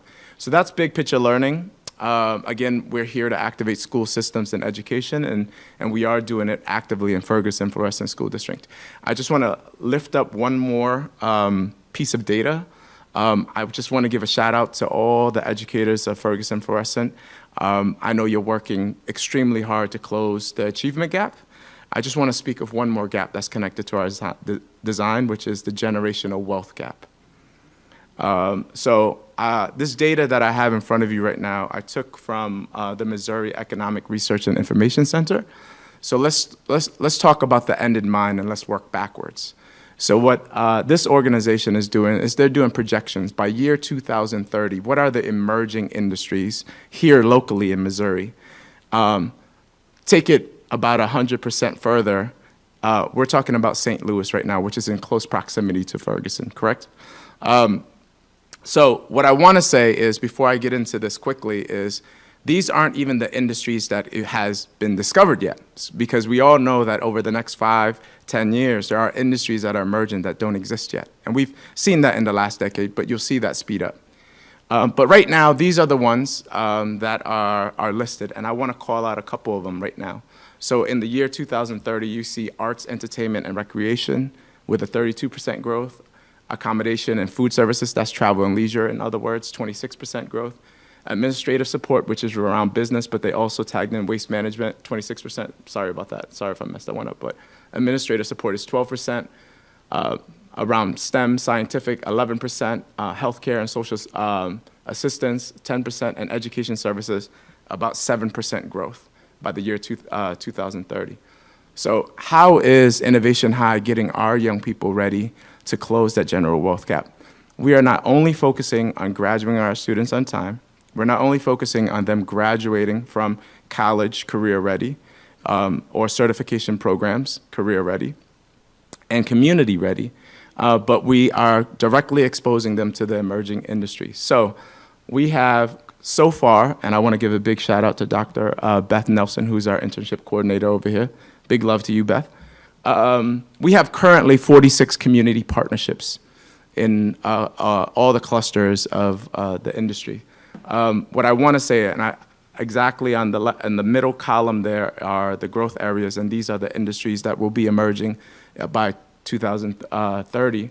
But here are our internships. So we're trying to align as much as we can our internship program with the emerging industry. We've got some work to do, and I just want to say this. We did this with 46 partnerships during a pandemic.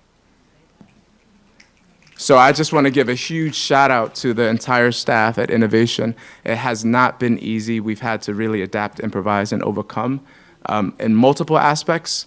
This is a really, really important point. And the one last thing I'll say before I give it to the entree, and I'll sit my asparagus self down. The education services is what hits us close to heart, because this is our work. I think the teacher shortages are real. But I just want to call out just one more thing before I introduce Principal Sheila Carves. The disparity of educators of color in the United States. That's really, really big. And what we're able to do is during high school expose our young people who want to be educators and really cultivate that now. So when she comes up and speak, I hope you see the bridge that I'm trying to draw here as far as supporting that initiative. So with that, I'm just going to end my presentation. I'm going to hand it over to Principal Carves.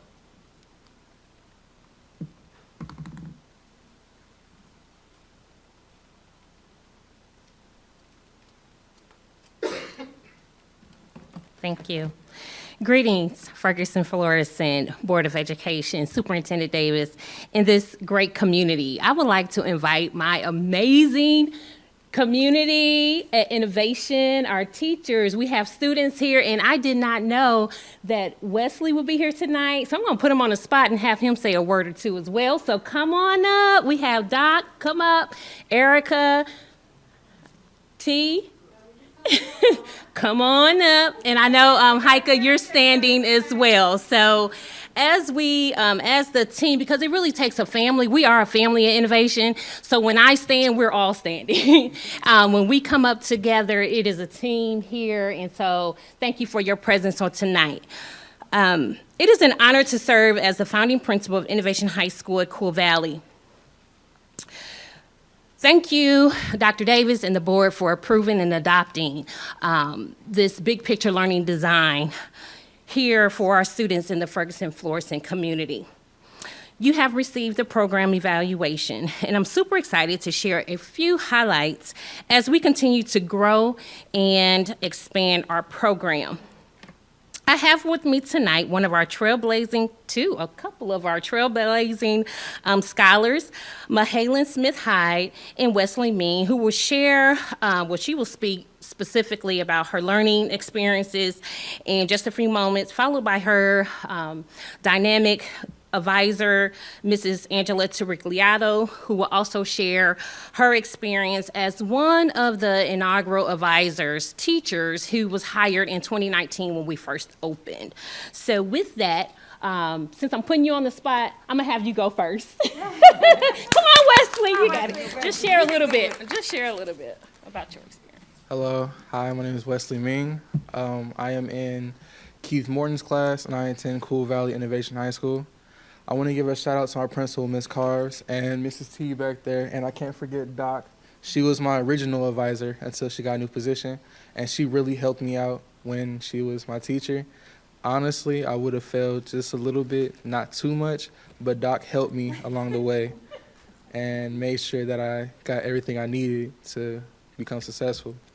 And now I kind of discovered that maybe I want to be a teacher when I grow up, and I'm thinking about either doing elementary school, middle school, maybe high school, not too sure on that. But I'm quite tempted to do history, chemistry for Miss T, because she made chemistry really fun for me and I liked it, all the experiments we did. And also, I do culinary arts for myself. I learned it when I was little from my mama and my dad. And I got to do an internship with a guy named Mr. Harris. And he caters for St. Louis Airport and Boeing. So it was nice catering with him. I got to do a 5-course meal for the teachers at my school, Miss Cars. It was during the pandemic too. And it gave us a chance to thank the teachers and also put our skills to the test. We made steak. We made a surf and turf, basically. So we made steak. We made golden potatoes. We made shrimp and a salad for them. And I really do appreciate it comes to innovation. I'm not really a people person. I'm really nervous right now talking in front of everybody. So it gives me a chance to actually try and stop being so nervous. Yeah, thank you for your time. Okay. Great job. Great job, Wesley. How y'all doing this evening? My name is Mahalan Smith, and I am a senior now at Innovation High School. I am in Miss C class. To me, I think an annual report of just all of it, but the board's focused more on this one, but at least giving people where we're at in those more detailed steps. But for me to stay out of the weeds, it'd be like this dashboard level more, but still for people who want to read an annual report to be able to say, oh, this is maybe why we're not met yet, because we don't have 3 of the 4 sub ones met, but we're not necessarily as a board discussing those. We're really discussing this specific and what's the action steps we're doing to get goal 1, not the sub action steps of goal 1. That's for me personally. That makes sense, Dr. Martin, in that a dashboard would imply that there could be ongoing change, but there are some things that would only be measured annually, and so you might only see an annual change on some of those indicators. I guess my question is, when it comes to updating the data, is it system data, updating data, or is it a person going in there changing the data? Because I don't want to see goal 1 is met without having the data to support that it's met. I don't want you to just tell me it's met. I want to see that it's, what's driving that to be changed to met. Would it be other systems we have in place where we know where our numbers are? When it gets to a certain point, then that changes? Or is it somebody going in there making those changes? Sure, and we're continually having that conversation about accuracy of data and making sure that the data is consistent, like across all of the systems and reporting places. And so wherever possible, where there are systems that would automatically populate this from those existing systems, we would do that. If there are places where we can automate ones that don't exist, we'll work to do that. There may be some that, because of the way the indicator is written or the type of data that's included there, it may require someone to go in and manually enter some pieces. But yes, just thinking about the workload on people, the accuracy, all those pieces, wherever we can automate it, that's preferred. Can we see the second dashboard real quick, please, again? So I personally am really, this one visually is a lot easier for me to stick with. I really like how the priorities are at the top. Then we see each of our goals, and then there, right next to it is the met or not met. So whether there's more information, percentages, or like maybe even different things that we're doing as a board, passing, I think recommendations that are coming forward that fit within the strategic plan, and maybe we see kind of like, well, here's what we've done and how it fits into the strategic plan. If that's like the next piece of it, rather than, for me, what I'm just thinking, rather than going into all the fine details, more so here's what we're doing of how it fits into each of the goals. But visually, to that original question, this one to me, it's just a little bit easier to digest. I appreciate you saying that. Can I get a little clarity from Dr. Martin real quick? When you said you preferred the first one, did you mean the first one or the style of 1 or 2? Oh, this one's easier. You could even put almost the colors behind the goal if you wanted to kind of have it all in one cell. You could almost do something like that. So you can, my thing is long-term, to Terry's point, almost another exactly saying, but a lot of these are not going to be met in the first year. This is a 5-year strategic plan. So we're going to see a lot of red. So we're going to need to see some of those other things. And I'm hoping that the administration will think of what is year 1 indicators, what's year 2 indicators, what's year 3, what's year 4, what's year 5, because we should be making progress. If we're getting everything achieved in year 1, then this was a terrible strategic plan.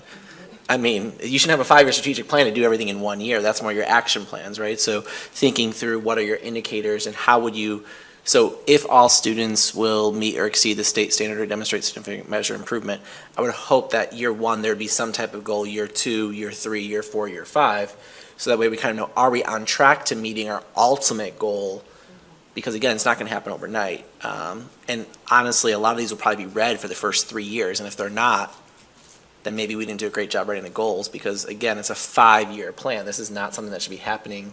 We should always be inching towards it, but we don't know if we're actually making that progress. So I guess that begs the question, do we need more information? I guess I don't even know of do we need indicators on goal 1, year 1, as an indicator for the board level, so we know, are we actually on track? Or did the board detour and say we want to do this now, and then we need to reel ourselves back in and say, actually, you need to focus on what the goal is instead of going there. So I wonder, now that I'm thinking out loud and processing, do we almost need goal 1, year 1, met, not met on progress, goal 1, year 2? What does that look like for each year of how you would And we had discussed that measure that, so that way we know if we're doing our job, or if we're putting resources XYZ place and then we still see year 3 we're not making any progress, and we need to say, what are we doing in terms of finances or policy or whatever, that we're not making any progress still in 3 years? That's just my own personal. That makes sense. I just wanted to make a quick comment. I noticed in here somewhere that one of the options was also off track. So there could be some places where that would be the indicator that would be, or the scoring that would be there. And I think Okay. what you were talking about was perhaps here. Let me see if I can get over to this. Well, let's see. It's not letting me load up the tools. But what you saw up here in the top of it was like on track, off track, Yeah. met, not met. And so like 4 different color codes that could be options too. And I think that off track was orange, probably on the one that Might have you been, were yeah. seeing. I just wanted to say that I don't know what model the board will ultimately decide on, but for me, I appreciate knowing when something's off track. And I, while of course we are working as a board to stay out of the weeds, I would at least like to see something in that box that says, action plan in progress or action plan not started, so that at least we know that there's an awareness that it's off track and that somebody is like working to try to fix that. So that was one thing. That's just the only thing actually that I wanted to mention. I appreciate that. And part of this for me is to get that feedback from you in front of everyone so that we have the graphic designer and Insight produce what the board wants. I currently like what's being posted right now. To me, that's really easy to read. I don't need the colors and all of that. And so, to me, it's like a quick glance at what's going on and what's been started. And then it almost seems like there should be an area where comments can be made. But I like it nice and simple as well. So, I don't know, moving forward in regards to what you would need from us, but I think everybody's gonna like bits and pieces of it. I think you guys, to be honest, this is way in the weeds. Just let us know, try something first, and then let's try the first quarter, see what it looks like, and if you see us having to ask way more questions than needed, then we'll fix it, but just choose something. Because school starts really soon. Sounds good. But thank you so much for all the hard work. One thing I did want to know in regards to just representation and logo and mission, we still need to have that discussion. Like, when I look behind here, am I going to see the mission so we can always remember, that whole marketing piece, what that's going to look like. So. There have been some conversations. We have these black bumped out spaces on the wall that could be a place where something like that, or, even large laminated photos of students doing the work. Okay. So yeah, just thinking more about what does the rollout look like in just making it not sit on the shelf, so. Got it. All righty, thank you so much. You are up next as well. 2022, 2023 district compliance officers. FFSD compliance officers recommended for the 2022-2023 school year include Dr. Deanna Kitson, Assistant Superintendent of Leadership Area 1, LEA compliance, ESOL, ELL compliance, and migrant compliance. Jennifer Hansen, Assistant Superintendent of Human Resource Services, Americans with Disabilities Act compliance, Title IX compliance, OCR compliance, Title VI compliance. Dr. Jane Crawford, Assistant Superintendent of Support Services, Safe and Drug-Free Communities Act compliance, homeless compliance, along with Yolanda Rogers-Garvin as District Liaison, foster care compliance with Yolanda Rogers-Garvin as District Liaison, suicide referrals compliance with Jennifer Lane as District Liaison, disability Section 504 and/or Title II, Rashawn Howes, Director of Safety and Security, District Safety Compliance. Terry O'Neill, Assistant Superintendent of Operations and Maintenance, District Asbestos Compliance. Recommendation from administration is to approve the recommended compliance officers for the 2022-2023 school year. May I please have a motion? So moved. Discussion? Hearing none. Call for the vote. Dr. Martin, yes. Ms. Dunn? Aye. Dr. Paul Walker? Aye. Dr. Thurman? Mr. Tyson? Ms. Bush? Aye. Dr. Graves? Yes, motion carries. Thank you. Now we will have Laura Madrusick talking about the premium renewal. Good evening, Board. What's wrong? All right. Tonight I'll be presenting an overview of our insurance plan and its performance, as well as request for approval for our premiums for the upcoming 2022-23 school year. All full-time employees are enrolled in our medical insurance plan. We have two choices for full-time employees to choose from. Our choice plan is provided free of charge to employees, and 80% of our employees belong to this plan. This plan runs similar to an HMO, where an employee must choose a network doctor. The district also offers a premium plan called Choice Plan, which allows employees to choose a doctor that's either in or out of the network, and about 20% of our employees participate in this plan. And then the cost share for the employee to be in this plan is $67 per month. Our district also offers a part-time plan to our part-time employees, and this plan is similar to the plan that used to be on the marketplace, and the employee pays 9% of their W-2 wages for this plan, which is typically about $150 per month. Employees may also add dependents to their insurance for a cost, and we currently have 362 employees who carry dependent coverage. We have 79 retirees who are under the age of 65 who also purchase our insurance, and 36 of those of our retirees carry dependent coverage. The district insurance plan runs from October 1st through September 30th of each year. The district currently has 1,370 subscribers to the plan, and we have a total of 2,258 members when you add the dependents to that total. Our medical plan is self-insured, and at the beginning of the 21 school year, we had $8 million in our health insurance bank account, which is actually held in a separate bank account than our operating funds are, and actually at a different bank. United Healthcare is the provider that we use to administer our claims, and they provide us with a network, and we use Express Scripts for the provider that processes our prescription drugs. The district also provides our employees with dental, vision, long-term disability, and life insurance, and that total annual cost of the benefit package provided to our employees is $9,500 annually per year. So on top of their salary, they get this benefit package worth that amount of money. So each year, the insurance committee meets twice a year to review plan performance and make recommendations, if necessary, for a plan design change or a premium rate increase. The committee is made up of members of the FFNEA as well as members from administration. In our meeting on July 25th, our insurance brokers met with the committee to review our medical plan performance. For the past 2 years, our plan year, 1920, we had 116,827 surplus, and then in the 2021 school year, we had a $251,856 surplus. However, this past year, we are anticipating that, looking at our trends for our claims, that our plan will end with a deficit of $1.7 million, and this deficit will drop the balance in our medical account down to $6.2 million from the $8 million we currently had.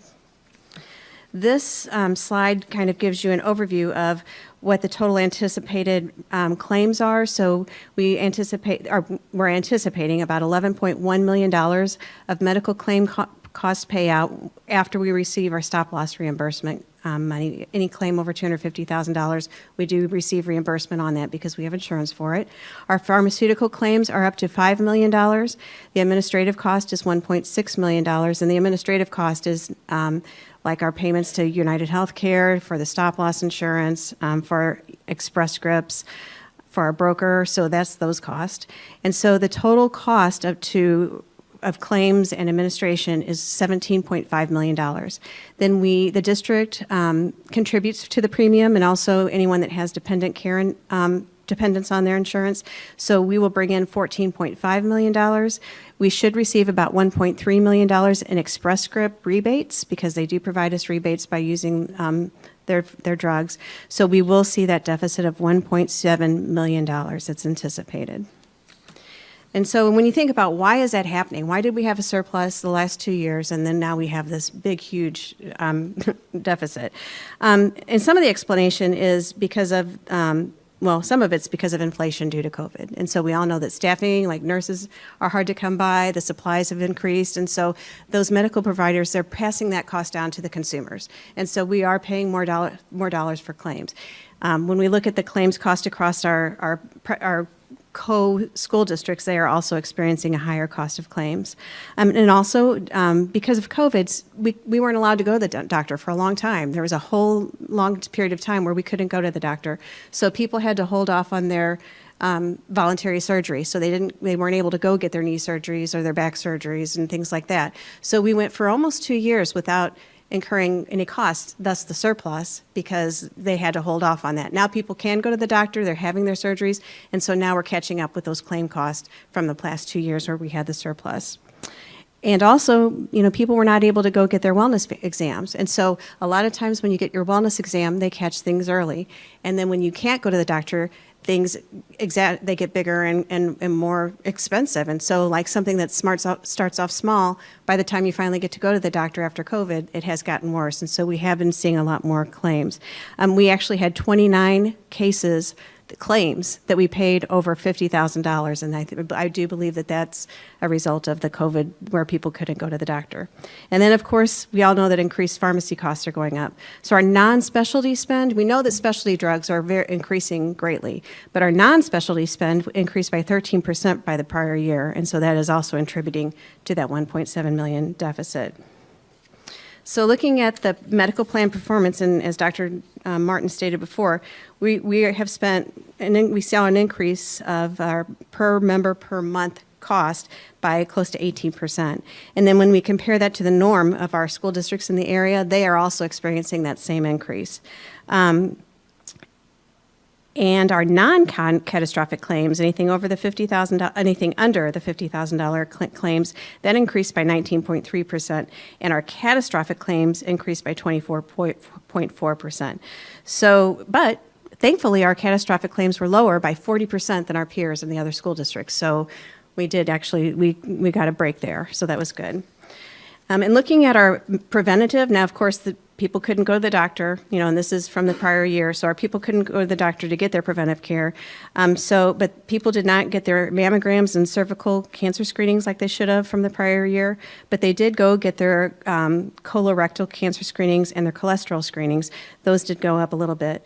But we really want to work with our wellness champs in the schools to have them encourage their staff members to please go get your wellness checks. We have a clinic now, and you can get your clinic, you can go for free now and get your wellness exams at our clinic. So we're really going to try to encourage our staff to seek these preventive care services so that we can try to cut down some of this cost. A trend that we did observe, and this is really, it points to where we're at in our society, is that mental disorders diagnosis were increased by 11.6% from the prior years. And that's really something that we really want to focus. Our committee really talked a lot about that. We have a lot of really great programs through United Healthcare, and so we really want to encourage we're going to lean on our wellness coaches to assist us in talking to their coworkers about the benefits, our mental wellness benefits, because we really do have some great benefits. United Healthcare has solutions across the board.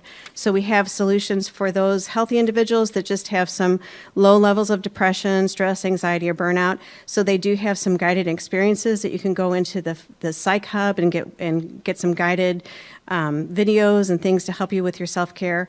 And those that are experiencing a little more depression, stress, or anxiety, they might find some relief through our employee assistance program. And we also, in speaking with Jennifer, we also talked, and with the committee, we also talked about maybe getting a more robust employee assurance program using our wellness dollars so that we can get some more services for our employees. And then we also have individuals who have that have more severe levels of depression, autism, substance abuse. We did see some substance abuse increases this past year. And so United Healthcare can assist them through, lots of coaching, behavioral therapy. We have several resources. United Healthcare has a lot of resources. Here is just a lot of them here. We have virtual visits, this Talkspace, Psych Hub, Sanvelo, which is an app that helps you with relaxation techniques. Able2 is actually an evidence-based coaching and therapy process. And then we, of course, have an EAP, which we can look into getting a more robust program. So we're really going to push that with our employees this year and have our wellness coaches in the schools try to help assist us with that, because we really want to make sure that our teachers are feeling supported and our staff in the schools are supported too. So, like I explained before, we believe that we're going to have a $1.7 million deficit, and with that increase from the prior year, we also know that the statistics say from the people that our brokers say that we should see an increase of 8% for the upcoming plan year too. So we talked a lot about that. We really don't want to dip into our reserve. We've got a really good reserve, but the more we dip into it, then the more we're going to have to increase down the road. We would have to increase premiums at a higher rate. So after a lot of discussion, the committee decided that an 8% increase would be something that our staff would be able to handle. That would be, what would that look like per check? For a choice plan, family coverage, which is the highest coverage, it would be $24 per check, $576 annually. And for the Choice Plus, which is our more premium plan, it would be $33.50 additional per check. Now, this is for those that have dependent coverage. And then it would be an annual increase of $834 a year. But we do feel like the committee felt very strongly that if we don't do something now, then it's going to be even more expensive next year, to do an increase. So the committee is recommending an 8% increase for our medical premiums. I wanted to also mention our clinic costs. Our clinic costs do not come out of the premiums. The district fully 100% covers this cost for the clinic. It's not being passed on to our employees. So that is coming out of the district. It is coming out of our reserves, but the district is not charging the premium. We're not using that data. All of this data that I talked about before that does not include the health clinic. We just started that in February, and we really don't have a lot of data on that yet. But we do know that from February through August, we had 525 visits. And annually this year, we believe it'll cost about $530,000. It's a per member per month fee of $14 per member per month, and that is about $230,000. And then there are other clinic costs, such as their staffing, and any labs that are taken. Whenever someone goes, they do a lab, or if they're given a prescription. All of that is free of cost to the employee, but it's passed on to the district. And we're looking at about a $300,000 cost for that, so a total of $530,000. But we are not passing that on to the employee. That is the district covering that cost. Thank you, Laura. May I have a motion, please? So moved. Discussion? I'll be really brief. So thank you. I know I talked a little bit to some of the board earlier, and I know I talked with Laura. I'm really looking to see, as we try and control our health costs, because it's only going to go down or up, thinking about over this next year how we push the clinic, how we push the preventative care EAP programs and other things to see if we can drive people to get wellness checks to make sure that's be more preventative, to see if in the future we need to examine looking at instituting some policies if you don't get a wellness check, possibly increasing your fee for your monthly insurance or other things to incentivize you to get it. But for me, I think I'm at a place. Originally, I was like, oh, let's do this for next year. I think wait a year, let's see how it's really at, given all this new stuff, but really thinking through how do we push and see if it's paying off our wellness coaches and paying off EAP, because I am a little nervous about the mental health increase, and when you get into the dive in the numbers, which tells me that we need to make sure we're figuring out how to support our employees more around mental health, and maybe EAP is not the right thing, but what else can we do to incentivize, and whether it's thinking about fitness and other things that get people in their right state of mind. Fitness is not my right state of mind. Diet Dr. Pepper is, but not fitness. So certainly thinking through that, but that was all. All right, any other discussion or comment?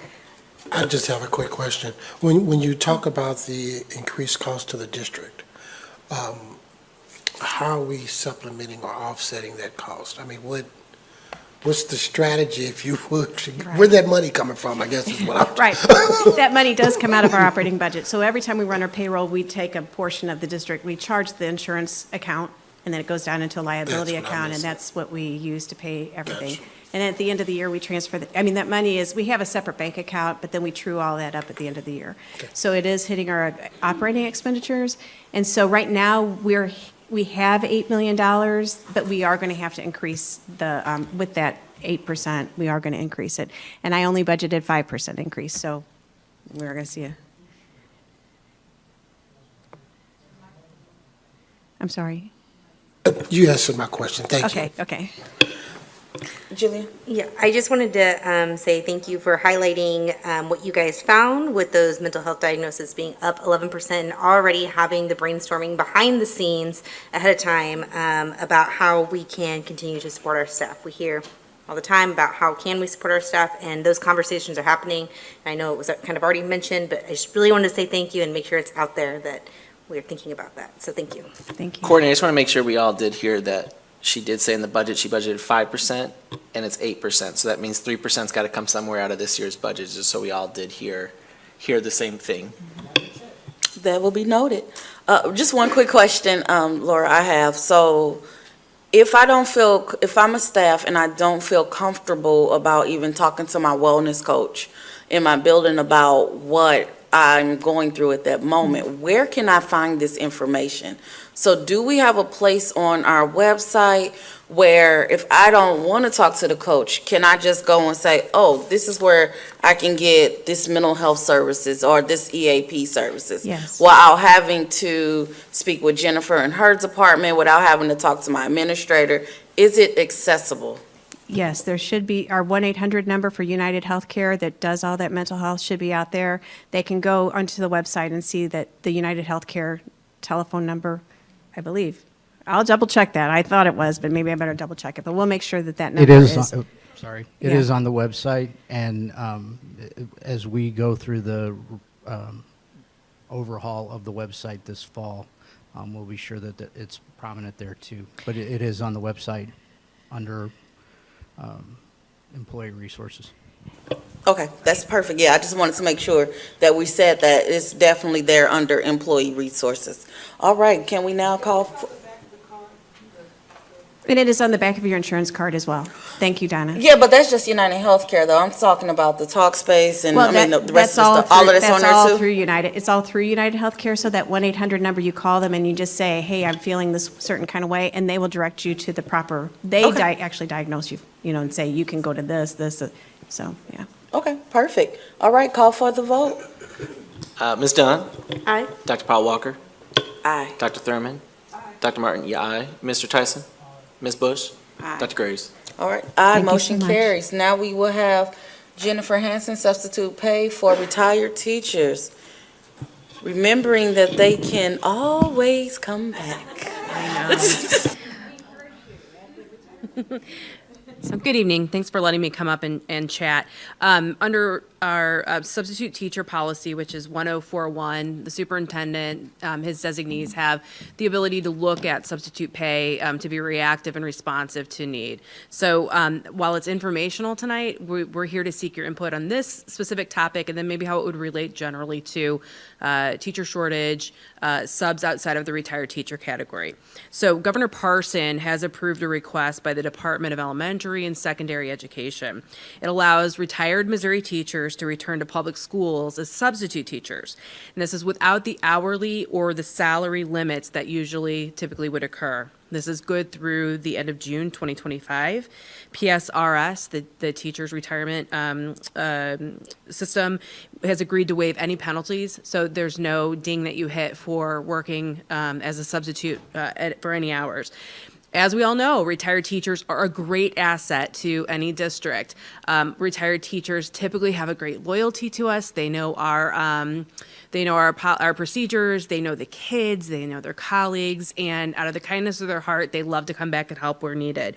We appreciate that, and so the thought is to enhance and incentivize those retirees by enhancing our substitute pay to a daily rate of $250 per hour, or per day rather. Geez, per hour. I'm going to become a sub. So per day, and that can be for short-term, long-term positions, with without issue as to days missed, that kind of thing. You show up, you get paid. You don't show up, you're not paid.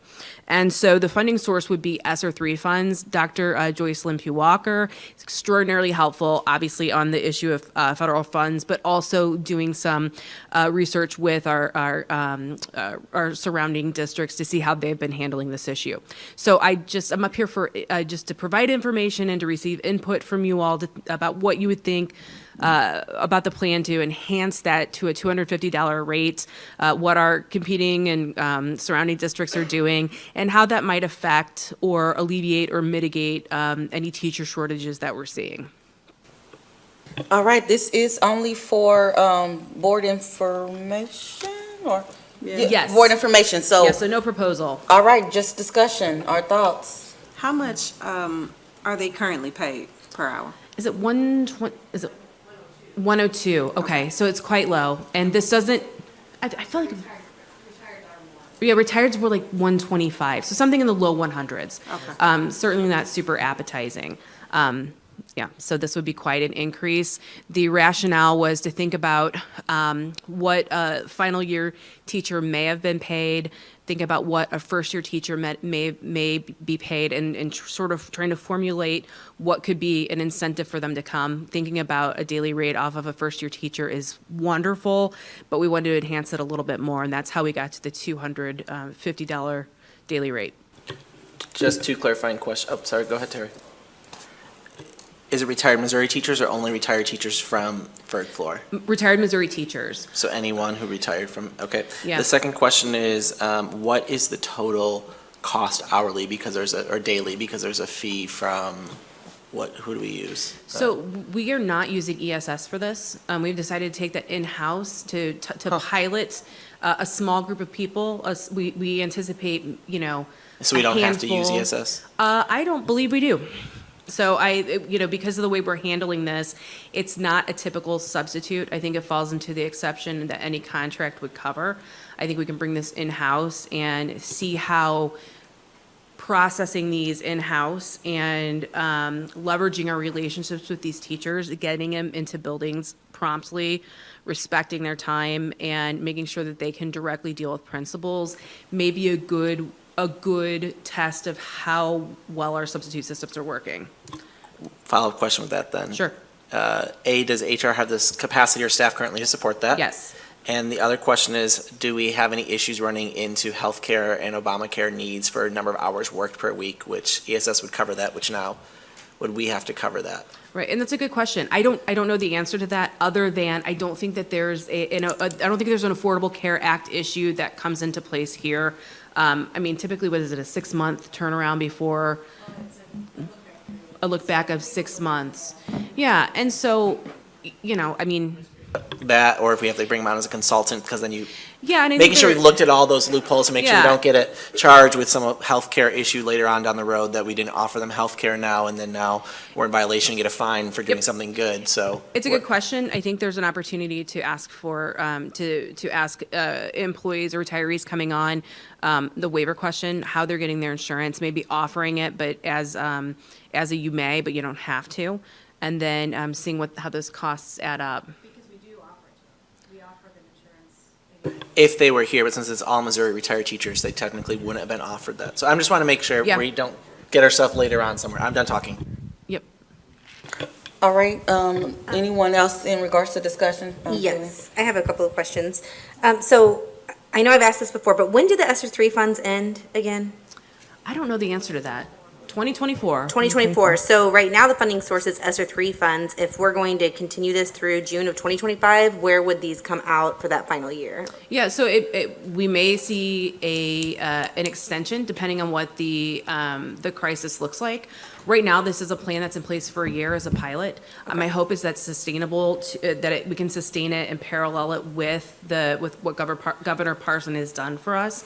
Then I think at the end of the year, if there's no extension made or there's no feeling that that's going to happen, we have to look at other funds, whether that's something that we can pull out from federal funds we get, or that it's something that the district has to handle. I think depending on the answer to that, it can be offset by how we utilize the subsystem, like who we're contracting with or doing something in-house with the subsystem as a whole, and how we save costs either by doing that in-house with dedicated personnel like a sub-coordinator, or continuing to contract with a third-party vendor. And so I think there are different ways to manipulate cost savings or try to make it as zero-sum as possible. I don't know how we'll achieve that, but right now. We'll get to that bridge when we get there, but. Yeah, but no, we've been forward thinking about it. And, Laura's the money person. I'm not, so she can probably correct all the wrong things I'm saying and give some information and some context there. No, I feel like you answered my question. Okay. Just fine. Great. Another question that I have, and maybe I missed it, but what are we seeing as that potential cost? So going back to if this is coming out of our ESSER 3 funds, how much do we have left? And because this is kind of open-ended, right? We could have, right now you said maybe a small pool of substitute teachers, or retired teachers, but who knows? Ferg Floor is a great place to be. So everybody might be just, coming back for that $250 a day or whatever it might be. Yep. So go ahead, Laura. I mean, I can answer it, but. Go ahead. Well, I was just going to say, fast math would be if we have 187 contract days in a year and a teacher gets paid $250, it's the sum of that. Not every substitute teacher is going to handle that. I think most subs are going to come in for what would be a 0.4 or 0.5 if they were under contract and not at will. And I think we probably, on our best day, would get 10 or 15 retired teachers, not just retired from Ferg Floor, but surrounding districts. That would be our best case scenario.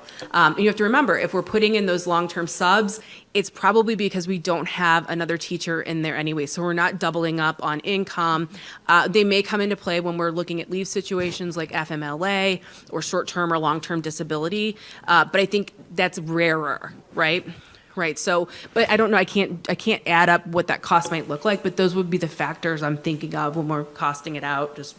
And again, I think that you answered that question perfectly, especially talking about, this is to help with the teacher shortage that we're experiencing. And so the way that you just answered that helps me perfectly. And then my final question, which I know I asked you already, but just so that we kind of have it out there, since this is for information, is how does this $250 a day compare to our surrounding districts, and what are they doing with this? So Dr. Pugh Walker developed this information for me. I'm very thankful to her for that because she has the connections in the community that I don't yet have. So based on the time that she spent looking into this, it sounds like Hazelwood is doing $219 a day. And it's the same thing, no fringe benefits, no anything else. Riverview Gardens is looking at 75% of a teacher's retiring salary. So in our district, that's a little over $80,000. If we did that at so $60,000 would be 75%. If we divide that out by 187, that's like 315, 320-ish, I think. So you'll see everything from 220, 250, 320. I think we're all just doing our best guess here. There's no data. It's a gut feeling and a fingers crossed hope for the best. But really, I think the way we're going to get these subs is because they were treated well when they were here as teachers. I suspect strongly that those relationships are going to be what guides this, and we want to pay well and competitively. But I'm not so concerned right now about what that exact dollar sign is unless we put it all out there, reach out to retirees, and nobody wants to show up. I don't think that's going to be the case, though. I do have one other question, Madam President, you made me think of. I swear I'm done. Is there anything in our ESS contract that has a clause that says we have to pay them out for any employee that becomes our employee now? Yeah, so I have not reviewed the ESS contract in its entirety, but if there's a situation like that, it may be a matter of finessing how that contract exists, whether it's still enforceable, and to the extent that provision would be enforceable. We're also looking at that to the extent that anybody who retired from this district may have done a separation agreement for like an early separation, and that we would want to mutually waive any penalties that could be incurred. So I think that, anytime you deal with a third-party vendor and you want to pull back a part of that, I think there's a lot of give and take and negotiation and the results and the deliverables that they have given that may allow for us, even if that's expressly stated in the contract, that may allow for us to still be able to keep that. That makes total, I just want to make sure we're thinking of those things again. I don't want some penalty of like I think those are great $9,000 employee. points. Oh, God forbid.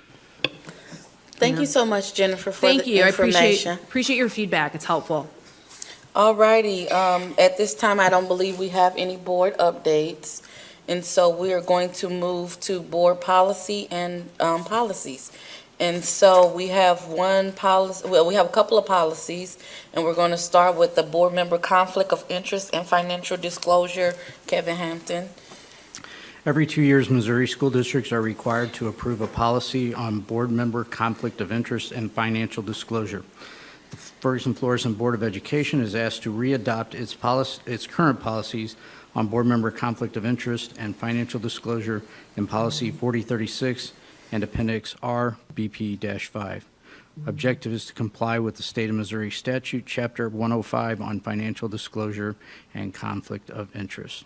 Recommendation is to approve the readoption of Policy 4036. May I please get a motion? So moved.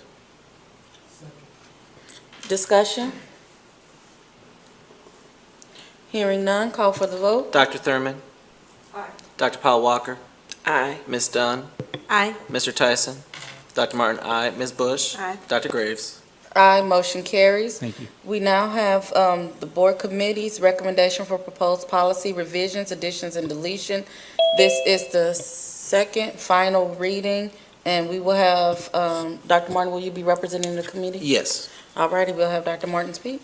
Thank you so much, Madam President. And I just want to thank the committee again for all the work. Several members were here again, and some are in the crowd. I don't know if they're here for that tonight or not to hear this. But I want to just thank again Dr. Graves for taking action to implement this policy, and really want to thank the administration for their support of looking at our policies and changing them based on what we feel is needed. And I want to kind of highlight some things, but before we do that, I really want to talk about one key piece I think is missing that we didn't get to talk about last time about the committee, and that is these policies were really driven in two things.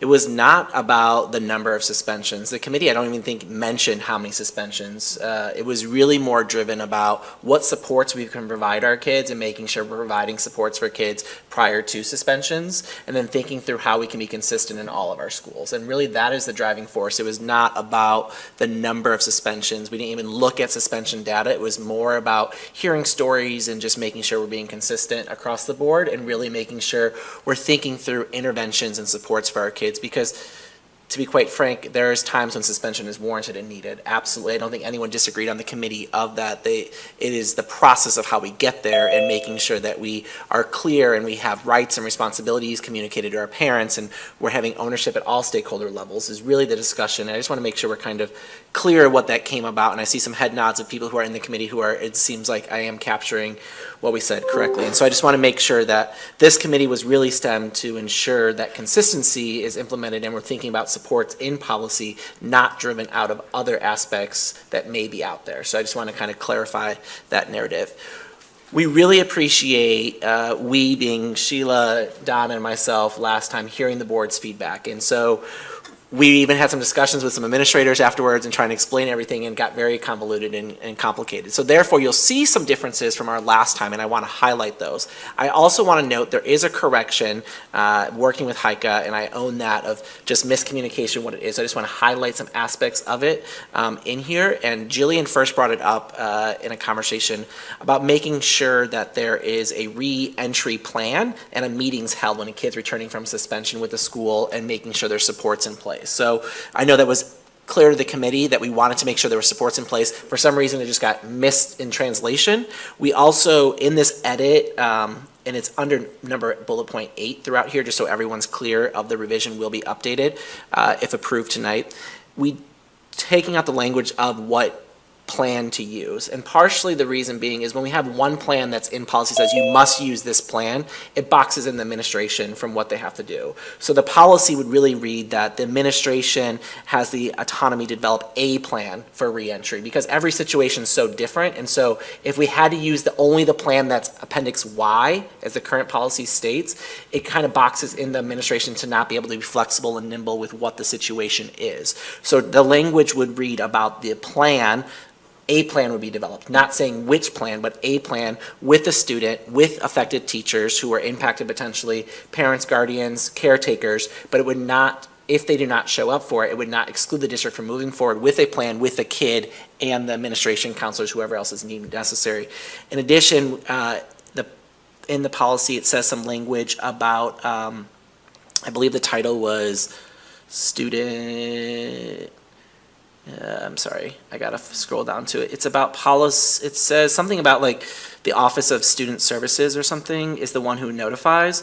And really, the recommendation is the principal, the school is the one who will contact. It can't be Student Services who sets up every reentry plan from every suspension. That's just not feasible. It makes more, it's a school level decision. This is not, when we're reentering from a school suspension, it shouldn't be Student Services who's up there doing this reentry. It's really the school administration that needs to meet with the people who are impacted and develop the plan. So those tweaks are in there. So came out of the comments from last board meeting, we've narrowed down to two policies, 2026 and 2026.1. We're recommending deleting 2026.2, which was going to be a new policy, and really clean up. So 2026 really is describing just district-offered virtual classes. This is not MOCAP. This would be any district-offered virtual course, any or offered class. So I know some administration was asking, anytime a kid's taking a virtual class, it would be that. The policy does not state, again, how kids would enroll in that. It's directing the administration to direct a procedure for that. So that gives the administration the latitude to develop a procedure for maybe, it's not Edgenuity, what's the name? Mentum might be a different process than a launch course, might be different than a district-offered virtual course, but it gives the administration the autonomy to develop a procedure regarding all of those. And it cleans up, there was confusion between the three policies, so now there's just two. There's MOCAP, which is state law, and then there's just district-offered virtual. That's 2026 and 2026.1. Are there any questions about those two before we go to the next ones? Thank you again for the feedback, and Jillian catching some of those last minute corrections and deletions, and Heike for working through all the craziness, and Lisa, of course, for reviewing all this and providing this. I just wanted to see if Lisa wanted to just say anything in regards to this particular policy before we call for. We have more to go through, by the way. Okay. Because it's all one vote together. Okay. Oh, it's all one vote together? Yes, one vote together. You want me to finish that and then Lisa can talk, or you want Lisa to talk now? Lisa, what do you prefer? I think she's having some difficulty connecting. Okay, well, keep going. Okay, the next one's just about admissions of resident students. It's updated, and of course, we know state law is changing as well about what's defined as resident. You can own property now. You don't have to live here based on state law changes for MOCAP and other things as well. Then 3035 is now transfer between schools and academic programs. That one did not change since last time. The other one is due process and reassignment, really clarifying again when that meeting is happening that we talked about, and understanding that meeting that takes place for if you are reassigned, you're meeting with the school team to set your goals and your supports and who your contact are and what your position is, and appeals process as well. So this is the specific policy that's under number 8 that I was just referencing that is not correct in here, that we're correcting with Heike, where it says information will be recorded on the intervention plans for readmission appendix Y. It now just reads like it's recorded on a plan's recorded. That way it's not penciling in or boxing in the administration to one specific plan. And it says in here originally, this is where it said the student services person. Administrator of Student Support Center will be the person who does it. It's now the school administrator will do it, because it doesn't make sense for that person to be the one who does reentry from a principal suspension. Any questions about those ones? The last one's just the appeals process for expulsion, suspension, and reassignment. Just to clarify, because I know Jill asked the question, so others might have the question as well. If we do recall, the board, anytime there's an appeals, the board, the 3 board members that are appointed by the board president, which at the current time is Sheila, myself, and Donna, they can act in lieu of the whole board. So those 3, this board's committed to, have to confirm their schedule. Everyone else is invited to attend, but does not have to attend any appeals. But those are the 3 that we've said the schedules must work around, because we have to be nimble and flexible, because we know getting 7 people's schedules together can be sometimes rough, and we don't want to make sure if someone's appealing, we're not delaying the process 3-4 weeks because board can't get together. So those 3 board members would get together and be able to do that, and of course everyone else would be invited. And it looks like Lisa's back. Lisa, I just went through the policy changes. Courtney asked, I don't know if you heard, if you have any updates or anything that you would like to share about these changes or modifications. I know you and I worked one last round going through everything. No, I mean, since the board saw them last week, we worked with you, Dr. Martin, and a couple of tweaks here and there. There were a couple of, there was a provision that didn't get made over from one policy to another, but nothing substantive. I mean, I think they're in good shape legally and good steps going forward. And again, the goal of this committee was to get something in place before school, and I know the administrators have probably had a chance to review this if it's passed tonight. That is all. All righty, may I have a motion? Second. Any additional discussion? I do have one final comment, and it might lead to more. So just kind of like how you ended with the school year starting, and so we want to make sure that everything's in place. And I know I already mentioned this, but part of that being in place is having the procedures that are going to be underneath this new policy in place. And so this is really a question for the board.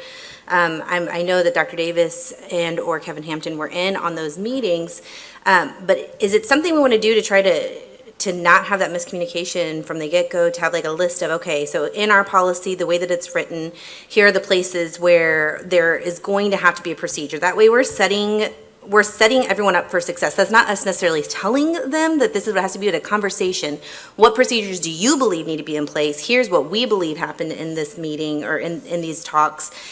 And that may be too much in the weeds. I just feel like in order for us to be as successful as possible in implementing our policy, part of that is taking ownership for making sure that our sole employee is very aware of where those procedures do need to be set in place. We step away from them, but let's make sure we're all on the same page as here's where procedures need to be. That way, our administration is also set up for success on day one when kids are coming into the building. So that's really more a question for the board. For me, I think it's not waiting to August to pass policies, but unfortunately that's where we're at this year. But I think Dr. Davis and Mr. Hampton felt comfortable where we added procedure needed to be created. If I recall, I don't think there was any issue of getting something done. And certainly to your point, I think the earlier we get that communicated out, and now that we have a Assistant Superintendent of Student Services, I'm sure that will be critical to making sure they're working on getting that communication out, but hopefully won't have any suspensions the first day of school or the week of school, but we can get those procedures out or virtual out. And I was just going to add, it was my understanding, Jillian, that was not something that the board was going to create, that it was something that Dr. Davis's team was going to put together. But I do think that When you say that they were going to create, you're talking about the procedures themselves? the procedures that go with the policies, because they're the ones that have to walk it out. We just made it clear that those needed to be created. So we do feel very comfortable and confident that that was very clear, that here, for this policy here, these two procedures need to be created. For this policy, these procedures need to be created. I mean, that is my understanding. You guys were there, so I mean, and I know I already talked with you, but I just wanted to bring it up for everybody for a conversation, since this is the place to have that conversation. But if everyone feels that that already happened, then that's fabulous. I think that it's clear that that needs to happen, but I also wonder if there needs to be a timeline attached to that and have that be brought back to the board at some point, just to be sure that that's in place. That's just a thought that I'm having. I don't know, but just for the sake of, our president has said this is the year of accountability. So that may be something that would be worth looking at. So it is definitely my plan to follow this closely in regards to implementation. And I'm hoping that the committee is willing to take on additional charges in this area as we move forward. One question I did have, and because we're talking about this policy, I imagine that some of the community members would like to see the policy and just wanting to know where they will be able to access that information. Sure. So we had that discussion about updating the policy book immediately if this is approved tonight. It won't be done tonight, but it should be on the website within the next day or so. And anyone can find the policy handbook on the website. At the top right corner, there's a Find It Fast. You can scroll down, and that's a great place to find a lot of different resources that are on the website, including the policy manual. And to that point, and to Jillian's point, I guess, to the 3 assistant soups or associate soups who oversee schools, have we had conversations with principals to make sure that if this policy is passed tonight, it essentially goes into effect tonight, that virtual enrollment now changes, all of these things change that we have, I see some heads nodding that we're probably on track to have conversations or be prepared for this, so you guys feel comfortable enough to have something in place and principals feel comfortable enough to have, They know it's coming. okay, that's, as long as people are aware, and I think if we communicate out our procedures and policies and making sure our principals are prepared. And Yeah, the their student- procedures yeah. for how that, but then the policy changes because there are policy changes in now what parents should be receiving, and homeschool liaisons now have their rights and responsibilities included in all those documents. The procedural safeguards were kind of called them in the committee, didn't we kind of say them? Similar to procedural safeguards, but rights and responsibilities, I think, was the name that they came up with. So you guys feel good about that? So Kevin, in regards to just for us and accountability and check-ins, if you can add that to our accountability sheet. I will help for- Terry, to- I will for help Terry with adding that to our accountability sheet. Yes, and we would like to check in, I would say in 2 months, just to make sure things are in place and for you guys to even just come back and just kind of share, you know, how has it been going, the process? Do we need to do something on our level to make sure, or do additional supports need to be, do we need additional supports, I'm sorry, to be able to implement that with fidelity? Would it be helpful, Madam President, not to tell them the procedure, but just to get a copy of the procedures once they're done, just so we're aware of what the procedures are? Not, again, because those are public for parents, because parents need to know how to register their kids too for virtual, so it's not like a secret. Right. Does that seem reasonable? Well, that's why I said in 2 months when they come back, Okay. it will basically be a presentation on how things are going. Sounds And good. then at that time, if we need additional information on procedures, but we would like to stay higher level in regards Sounds to, and what's the impact at that time in regards to the changes that have been made. Sounds good? All right, we are ready to call for the vote. Oh, before we call for the vote, I want to recognize Carolyn Randazzo, who was on our team, and make sure that and Carissa, I didn't see you over there. Where am I? We want to say thank you again. And is Kelly there was here anyone else? earlier. Kelly was here earlier, who spoke. Yes, yes, okay. All righty, thank you guys so much. Let's call for the vote. Ms. Dunn? Aye. Mr. Tyson? Dr. Thurman? Aye. Dr. Martin, aye. Dr. Paul Walker? Aye. Ms. Bush? Aye. Dr. Graves? Aye, motion carries. And at this time, I just still want to commend that committee for taking the charge on. It's definitely something that we will be working on for this school year and addressing it. So Jennifer has one more policy. All righty, policy changes due to legislative changes. Yes, so during the 2022 legislative session, the Missouri General Assembly passed a number of laws affecting Missouri public school districts, including our district. The effective dates for most of these laws is August 28, 2022, so that a number of the board policies require immediate review and enactment. It includes policies 3056, 3057.1, 3067, 2010.1, 2017, 3066, 1041, 3069, and 2041. Most of the changes to these board policies result from Senate Bill 681, also known as the Large Education Omnibus Bill, and the omnibus is broad in its scope. The policies up for first reading tonight encompass a wide range of student services and instructional topics. The suggested updates have been provided by the district's legal counsel, and they were circulated to assistant superintendents and employees who would have say in implementing them and overseeing them. All righty, this is the first reading, so any questions, concerns, comments? Hearing none, thank you so much, Jennifer. All righty, and if there is nothing else, this concludes our board meeting. Thank you all for coming out. Have a good night. Meeting adjourned.